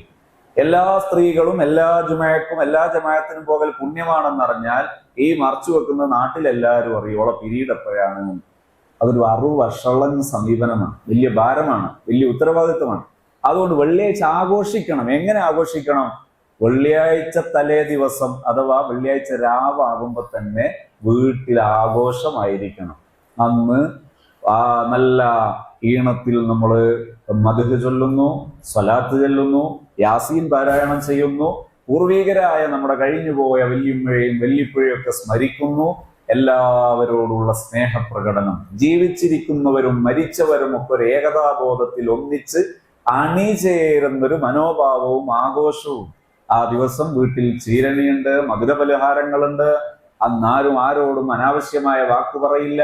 അപ്പൊ വീട്ടിലെ മുതിർന്നവർ പറയും, ശ്രദ്ധിക്കണം, വല്യമാന്റെ ഒക്കെ പൊരുത്തക്കേടുണ്ടാകും, അള്ളാന്റെ പൊരുത്തക്കേടുണ്ടാകും, മുത്തുനബികളെ പൊരുത്തക്കേടുണ്ടാകും. അതുകൊണ്ട് ബഹളം വെക്കല്ലേ, അനാവശ്യം പറയല്ലേ, കലഹിക്കല്ലേ, ഇന്നും ആസ്വദിച്ച് ഇമ്പത്തോടെ ജീവിക്കൂ. ഇങ്ങനെ ജോയ്ഫുൾ ആയി ജീവിക്കണം, ആസ്വാദ്യകരമായി ആഘോഷിക്കണം. ഗാദറിങ്, ആഘോഷം ഇസ്ലാമിക ജീവിതത്തിൽ ആവർത്തിച്ചു വരണം. റബീഉൽ അവ്വൽ കഴിഞ്ഞ് റബീഉൽ അവ്വലിൽ ആഘോഷം, റബീഉൽ ആഖിറാകുമ്പോൾ ആഘോഷം, ജുമാദുൽ ഉലയിൽ ആഘോഷം. എപ്പോഴും മഹാന്മാർ ഓരോരുത്തരെയും അനുസ്മരിക്കണം. ഇങ്ങനെ അനുസ്മരണം പരിശുദ്ധ ഖുർആന്റെ ശൈലിയല്ലേ. ആലു ഇമ്രാൻ റളിയല്ലാഹുവിന്റെ കുടുംബം എന്നാണ് ആ സൂറത്തിന്റെ അർത്ഥം. സൂറത്ത് മുഹമ്മദ്, സൂറത്ത് ഇബ്രാഹിം, സൂറത്ത് യൂനുസ്, സൂറത്ത് ലുഖ്മാൻ, സൂറത്ത് മറിയം. മഹാന്മാരെ, മഹതിമാരെ ആവർത്തിച്ച് അനുസ്മരിക്കുകയും അവരുടെ അനുസ്മരണം നിലനിർത്തുകയും ചെയ്യുന്ന മൂവ്മെന്റുകൾ, അത്തരം നിമിഷങ്ങൾ ജീവിതത്തിൽ നിരന്തരം നിലനിൽക്കണം. ഇത് നമ്മുടെ ബാഹ്യ ജീവിതത്തിലും നിലനിർത്തുന്നതാണ് നമ്മുടെ പാരന്റിങ്ങിലെ മർമ്മപ്രധാനമായ മറ്റൊരു വശം. അവിടെയൊക്കെ കുട്ടികളുടെ കൂടെ ചിരിക്കാനും കളിക്കാനും ഒക്കെ രക്ഷിതാവിന് പറ്റണം. കുറ്റപ്പെടുത്തലുകൾ ഉപേക്ഷിക്കുക, ബ്ലെയിമിങ് ഉപേക്ഷിക്കുക, പകരം അംഗീകരിക്കുക. ഒരു കാര്യം തിരുത്താനുണ്ടെങ്കിൽ എപ്പോൾ പറയണം, എങ്ങനെ പറയണം, അതിന് പറയുന്ന പേരാണ് ക്വാളിറ്റി ടൈം. എന്താ ക്വാളിറ്റി ടൈം? മോനൊരു പ്രശ്നമുണ്ട്. എന്താ പ്രശ്നം എന്നറിയോ? സുബഹിക്ക് നേരത്തെ എഴുന്നേൽക്കൂല. അപ്പൊ നമ്മൾ ഏർപ്പാടെന്താ? ഇവൻ എന്തായാലും ഇന്നലെ എഴുന്നേറ്റിട്ടില്ല, മെനിയാന്നും എഴുന്നേറ്റിട്ടില്ല, ഈ ഒരാഴ്ചയിൽ എഴുന്നേറ്റിട്ടില്ല. അപ്പം വിളിക്കൽ എങ്ങനെയാണെന്നറിയാം? അങ്ങനെ പറയണ്ടല്ലോ, അങ്ങനെ വിളിക്കും. ഈ വിളിയാണ് പ്രശ്നം. അപ്പൊ എന്താ ചെയ്യേണ്ടത്? അപ്പൊ വിളിച്ചാൽ നല്ല സുഖം ഉണ്ടാവുമോ? ഇല്ല. ഒരു ദിവസം രക്ഷിതാവ് എന്നോട് പറഞ്ഞു, സാധേ എനിക്ക് പൊറുക്കുന്നില്ല എന്ന് പറഞ്ഞു. ഞാൻ ചോദിച്ചു എന്ത് പറ്റിയില്ല? ഇയാള് പറഞ്ഞു, ഇന്ന് രാവിലെ എൻ്റെ മോൻ അങ്ങനത്തെ ഒരു വാക്ക് എന്നോട് പറഞ്ഞു കളഞ്ഞു. ഞാൻ ചോദിച്ചു എന്താ പറഞ്ഞത്? അയാൾ പറഞ്ഞു, ഒന്ന് പോയിട്ട് പണി നോക്കുക. അപ്പൊ ഇയാൾ ഇതുവരെ അങ്ങനത്തെ ഒരു വാക്ക് കേട്ടിട്ടില്ല. ഞാൻ ചോദിച്ചു എപ്പോഴത് പറഞ്ഞത്? അപ്പൊ അയാൾ പറഞ്ഞു, രാവിലെ സുബഹി നിസ്കരിച്ച് ഇവൻ കിടക്കുകയായിരുന്നു. ഈ കിടക്കുന്ന സമയത്ത് ഞാൻ ചെന്നിട്ട് അത് ചെയ്യണം ഇത് ചെയ്യണം എന്തൊക്കെയോ ചെയ്യാൻ പറഞ്ഞത്. ഞാൻ ചോദിച്ചു ഒന്ന് ഉറക്കത്ത് പറയാതിരിക്കും. ഉറക്കത്തൊരാളോട് പോയിട്ട് ശല്യം ചെയ്ത് സംസാരിച്ച ചിലപ്പോൾ ആളെ ബോധമില്ലാതെ പ്രതികരിച്ചെന്നിരിക്കും. അപ്പൊ നമ്മൾ നമ്മുടെ മക്കളെ ദുഷ്പെരുമാറ്റങ്ങളെ പഠിപ്പിക്കാൻ പ്രാക്ടീസ് ചെയ്യരുത്. അപ്പൊ എന്ത് ചെയ്യണം? അങ്ങനെ ഒരു പ്രകൃതിയുള്ള മോനോട് വൈകുന്നേരം ചോദിക്കണം, മോനെ എനിക്കൊരു കാര്യം പറയണം, ഇനിയിപ്പോ മൈൻഡ് ഫ്രീ ആണോ? അപ്പൊ മോൻ ഓക്കെ പറഞ്ഞാൽ മോനോട് പറയണില്ല.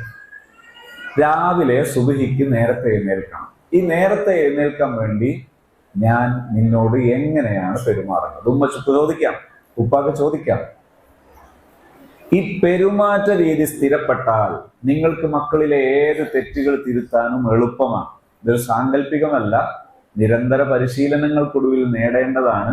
സത്യത്തിൽ നമ്മുടെ നാട്ടിലെ സ്കൂളിൽ നിന്ന് വിഭിന്നമായി നിങ്ങളുടെ വേക്കിൽ കാണുന്ന ഈ ചെറിയ മക്കളെയൊക്കെ പരിശീലിപ്പിക്കുന്ന ശരിയായ സ്കൂളിംഗ് രീതിയുടെ ശൈലിയാണ് അവരുടെ പാരന്റിനെ കൂടെ ഇരുത്തി ഓരോ മാസത്തെയും പെരുമാറ്റങ്ങൾ വിലയിരുത്തി ഈ പറഞ്ഞ രീതിയിൽ, അഥവാ നമ്മൾ പഠിപ്പിക്കുന്ന നിസ്കാരമായാലും ഖുർആൻ പാരായണമായാലും നല്ല സ്വഭാവമായാലും ഈ സ്വഭാവം ഒന്നും നടപ്പിലാകാൻ വല്ലാത്ത മെനക്കെടൊന്നും ആവശ്യമില്ല. അവർ സ്വയം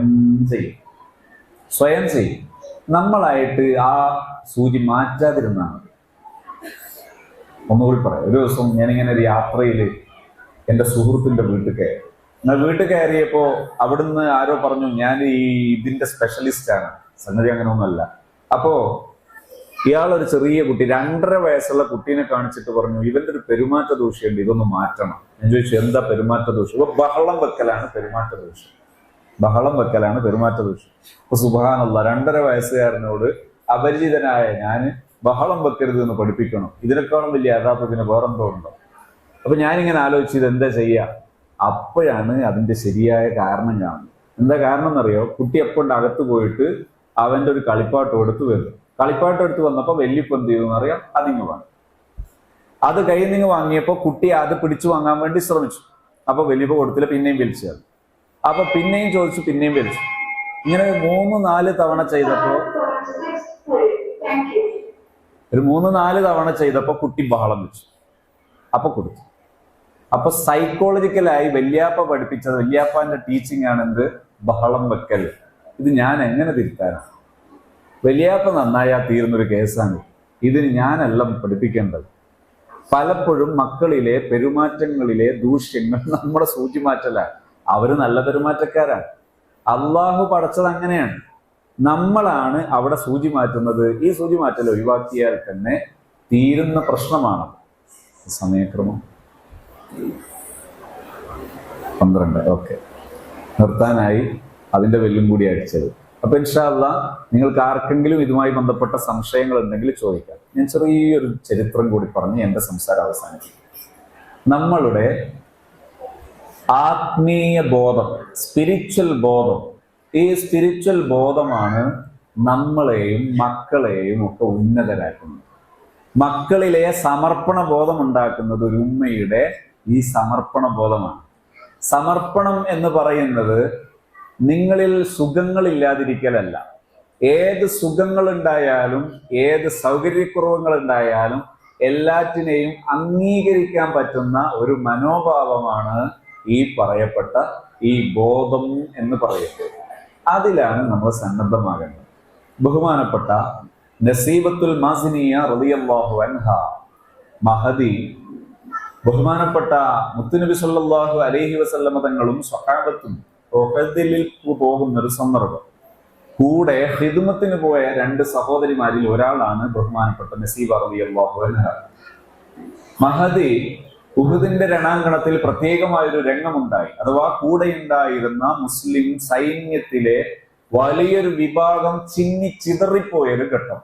മുത്തുനബി സല്ലല്ലാഹു അലൈഹി വസല്ലം തങ്ങളുടെ കൂടെ കേവലം 11 പേര് മാത്രം അവശേഷിക്കുന്ന അത്ഭുതം നിറഞ്ഞ, കൗതുകം നിറഞ്ഞ, ആശങ്കാജനകമായൊരു നിമിഷം, മരണം മുന്നിൽ കാണുന്നൊരു നിമിഷം. ആ നിമിഷത്തിലാണ് നസീബത്തുൽ മാസിനിയ റളിയല്ലാഹു അൻഹ ഒരു കുടം വെള്ളവുമായി ഉഹദിന്റെ ഭാഗത്തേക്ക് വരുന്നത്. അപ്പോൾ ഈ രംഗം കാണാം. ഈ 11 പേരിൽ 10 പേരും അൻസാരിയത്തുകളാണ്, മദീനക്കാരാണ്, അൻസാരികളാണ്, മദീനക്കാരാണ്.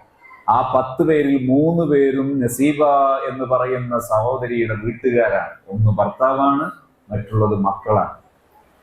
ഈ മക്കളിൽ സ്വന്തം കുഞ്ഞ്, സ്വന്തം മകൻ മുത്തുനബി തങ്ങളുടെ സംരക്ഷണത്തിന് വേണ്ടി ശത്രുക്കൾ കൊണ്ടുവരുന്ന ആയുധങ്ങൾക്കും അമ്പെയ്ത്തുകൾക്കും മുമ്പിലും ശരീരം നിവർത്തിക്കാണിച്ച് ശരീരത്തിലേക്ക് അമ്പുകൾ ഏറ്റുവാങ്ങി മാരകമായ മുറിവുകളേറ്റ് ശരീരം മുറിഞ്ഞ് തറിഞ്ഞ് അറ്റു വീണ് അങ്ങനെ മരിക്കുന്നത് നസീബ റളിയല്ലാഹു അൻഹ കാണുകയാണ്. കാണുമ്പോ ഓടി വന്നിട്ട് ഓടിപ്പോകുന്ന ശത്രുക്കളിൽ നിന്ന് കുന്തം വാങ്ങി ശത്രുക്കൾക്ക് എതിരെ പോരാടാൻ തുനിയുകയാണ് നസീബ റളിയല്ലാഹു അൻഹ. തന്റെ മക്കളിൽ ഓരോരുത്തരായി മരിച്ചു വീഴുന്നത് കാണുമ്പോ, തന്റെ ഭർത്താവ് കൂടി മരിച്ചു വീഴുന്നത് കാണുമ്പോ നസീബ നോക്കുന്നത് നബിതങ്ങൾക്ക് വല്ലതും പറ്റുന്നുണ്ടോ, നബിയെ അങ്ങ് ദുആ ചെയ്യണം എന്നതാണ് നസീബയുടെ ആകെയുള്ള ആവശ്യം. സല്ലല്ലാഹു അലൈഹി വസല്ലമ തങ്ങൾ നസീബത്തുൽ മാസിനിയ റളിയല്ലാഹു അൻഹയ്ക്ക് വേണ്ടി ദുആ ചെയ്യുന്നു, പടച്ചോനെ ഈ ഒരു മഹദിയെയും അവരുടെ കുടുംബത്തെയും സ്വർഗലോകത്തെ എന്റെ റുഫഖ, എന്റെ ബെസ്റ്റ് ഫ്രണ്ടുകളുടെ കൂട്ടത്തിൽ ആക്കിത്തരണേ എന്ന് നബിതങ്ങൾ ദുആ ചെയ്യും. നസീബ റളിയല്ലാഹു അൻഹു പറയുന്നു, അത് മതി നബിയെ, ഈ ലോകത്ത് എത്ര ജീവിച്ചാലും ഞാൻ ഒരു നിമിഷം മരിക്കും. ആ മരിക്കുന്നത് ധന്യമായ ഒരു പോരാട്ടത്തിന് വേണ്ടി മരിക്കുമ്പോ അതിലെനിക്ക് സംതൃപ്തിയാണ്. എന്റെ മക്കളും എന്റെ ഭർത്താവും ഒക്കെ ഒരു ദിവസം എന്തായാലും മരിക്കും. അതൊരു വലിയ ആദർശത്തിന് വേണ്ടിയാകുമ്പോ ആലോചിച്ചു നോക്കൂ, നമ്മൾ ഇന്ന് ഈ നെറ്റി കുനിക്കുന്നുണ്ടെങ്കിൽ അത് ഈ ലോകമാകെ പടച്ച് പരിപാലിക്കുന്ന ഒരു റബ്ബിന്റെ മുമ്പിലേ കുനിക്കുന്നുള്ളൂ. അതേ സമയത്ത് നമുക്കെങ്ങാനും പരിശുദ്ധ ദീനുൽ ഇസ്ലാമിന്റെ വെളിച്ചമെത്തിയിരുന്നില്ലെങ്കിൽ കണ്ട ജീവജാലങ്ങൾക്ക് മുമ്പിലും കല്ലുകൾക്ക് മുമ്പിലും മുള്ളുകൾക്ക് മുമ്പിലും ഒക്കെ ഈ നെറ്റി കുനിക്കേണ്ടി വരുമായിരുന്നു. സർവമാന ജീവജാലങ്ങൾക്ക് മുമ്പിലും നെറ്റികുനിക്കുന്നവരായി നാം അധപ്പതിച്ചു പോകുമായിരുന്നു. ഒരു സൃഷ്ടിച്ച സർത്താവിന് മുമ്പിൽ മാത്രമേ ഈ നെറ്റി കുനിക്കേണ്ടതുള്ളൂ എന്ന് ചിന്തിക്കുന്ന മനുഷ്യന്റെ അന്തസ്സത്തെ ഉയർത്തിപ്പെടുത്തി ജീവിക്കാൻ ഇന്ന് ഇവിടെ ജീവിക്കുന്ന കോടിക്കണക്കിന് ജനങ്ങൾക്ക് പോലും സാധ്യമാകുന്നതിന്റെ കാരണം അന്ന് അവർ പോരാടി ആ മണ്ണിൽ അവരുടെ ജീവൻ സമർപ്പിച്ചത് കൊണ്ടാണ്, സംഭാവന ചെയ്തത് കൊണ്ടാണ്. ആ നിമിഷമാണ് നസീബ റളിയല്ലാഹു അൻഹ മുത്തുനബി തങ്ങളുടെ മുമ്പിൽ തന്റെ കുടുംബത്തെ സമർപ്പിച്ചൊരു നിമിഷം. ആ നസീബത്തുൽ മാസിനിയ റളിയല്ലാഹു അൻഹ പിന്നീട് ഒരു നാൾ തന്റെ മകൻ ഹബീബ് ഇബ്നു സയ്യിദ് റളിയല്ലാഹു അൻഹു നബിതങ്ങളുടെ ഒരു കത്തുമായി പുറം ലോകത്തൊരു രാജാവിന്റെ അടുക്കലേക്ക് പോകും. ആ രാജാവിന് ഇസ്ലാമിനോടുള്ള വിരോധം കത്തിക്കാളാൻ ഈ കത്ത് കാരണമായി. ആ രാജാവിന്റെ അഹങ്കാരം രാജാവ് ചോദിച്ചു, ഞാനാണ് അള്ളാഹുവിന്റെ പ്രവാചകൻ, ഇത് നിങ്ങൾ അംഗീകരിക്കുമോ? ആ സ്വഹാബി പറഞ്ഞു, ഹബീബ് പറഞ്ഞു, എനിക്കതിനെ പറ്റില്ല, ഞാൻ കേൾക്കുകയില്ല, എനിക്കാ നിങ്ങളുടെ വാക്യ കേൾക്കാൻ വയ്യ. ആവർത്തിച്ചിത് പറഞ്ഞപ്പോ ഹബീബ് ഇബ്നു സയ്യിദ് റളിയല്ലാഹുവിനെ പിടിച്ചു നിർത്തിയിട്ട് ശരീരത്തിൽ നിന്നൊരു കഷണം മുറിച്ചെടുത്തു. ആ മുറിച്ച കഷണം ഹബീബ് റളിയല്ലാഹുവിന്റെ മുമ്പിലിട്ടു. ആ കഷണം ഇങ്ങനെ പിടക്കുന്നു, ശരീരത്തിൽ നിന്ന് രക്തം ഇങ്ങനെ പമ്പ് ചെയ്യുന്നു. വീണ്ടും ചോദിക്കുന്നു, മറുപടി ഒന്ന് മാത്രം. വീണ്ടും മുറിക്കുന്നു, ശരീരത്തിന്റെ ഓരോ പീസ് ഇഞ്ചിഞ്ചായി മുറിച്ച് അവസാനം ഹബീബ് റളിയല്ലാഹുവിന്റെ വഫാത്താകുന്നു. ഈ വഫാത്തായ വിവരം നസീബത്തുൽ മാസിനിയ റളിയല്ലാഹു അൻഹയുടെ മുമ്പിൽ വന്ന് പറയുമ്പോ നസീബ മഹദിയുടെ മറുപടി എന്താണെന്നറിയോ? എന്റെ പൊന്നുമോൻ 12 വയസ്സുകാരനായിരുന്നപ്പോ അവനെ ഞാൻ മക്കയിലേക്ക് കൊണ്ടുപോകുകയും അവിടെ വെച്ച് മുത്തുനബി തങ്ങളുടെ ഹസ്തദാനം ചെയ്തിട്ട് അവൻ ബൈഅത്ത് ചെയ്യുമ്പോ എന്റെ ലക്ഷ്യം അവൻ അള്ളാഹുവിന്റെ ദീനിനു വേണ്ടി ജീവിക്കണമെന്നതാണ്. അവൻ എന്റെയും മുമ്പേ സ്വർഗത്തിലേക്ക് നടന്നെടുത്തതിന്റെ പേരിൽ നസീബ സങ്കടപ്പെടാനില്ല. ഇതായിരുന്നു നസീബത്തുൽ മാസിനിയ റളിയല്ലാഹു അൻഹയുടെ പ്രതികരണം.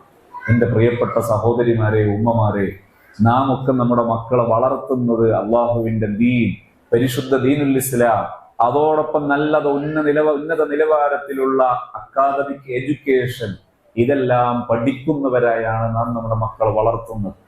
അങ്ങനെ വളർത്തുന്ന സമയത്ത് ഹറാമുകൾക്കും ഹലാലുകൾക്കും എപ്പോഴും നാം നിലവാരം കാണണം. അള്ളാഹുവിന്റെ ദീനിന്റെ നിയമങ്ങളെ എപ്പോഴും പാലിക്കണം. അത് നമ്മുടെ സുരക്ഷയ്ക്ക് വേണ്ടിയുള്ളതാണ്, അത് നമ്മുടെ സംരക്ഷണത്തിന് വേണ്ടിയുള്ളതാണ്. അവിടെ ഹറാമ് വിലയില്ലാതെ ഹലാല് വിലയില്ലാതെ ജീവിച്ച് ജീവിതം കളയാതിരുന്നാൽ, ഈ കാലഘട്ടത്തിലും ഹറാമാണെന്ന് കണ്ട് ജീവിക്കാൻ നമ്മൾ സന്നദ്ധമായാൽ, മൻ തമസ്സക സുന്നത്തി ഇൻദ ഫസാദി ഉമ്മത്തി ഫലഹു അജ്റു മിഅത്തി ശഹീദ്. 100 ശഹീദിന്റെ പ്രതിഫലം കിട്ടുന്ന മഹത്വമാണ് ഈ കാലഘട്ടത്തിൽ. നിയമമനുസരിച്ചാൽ, ദീനിനെ അംഗീകരിച്ച് ജീവിക്കാൻ സന്നദ്ധമായാൽ, അതുകൊണ്ട് അതിന് സന്നദ്ധമാകണം.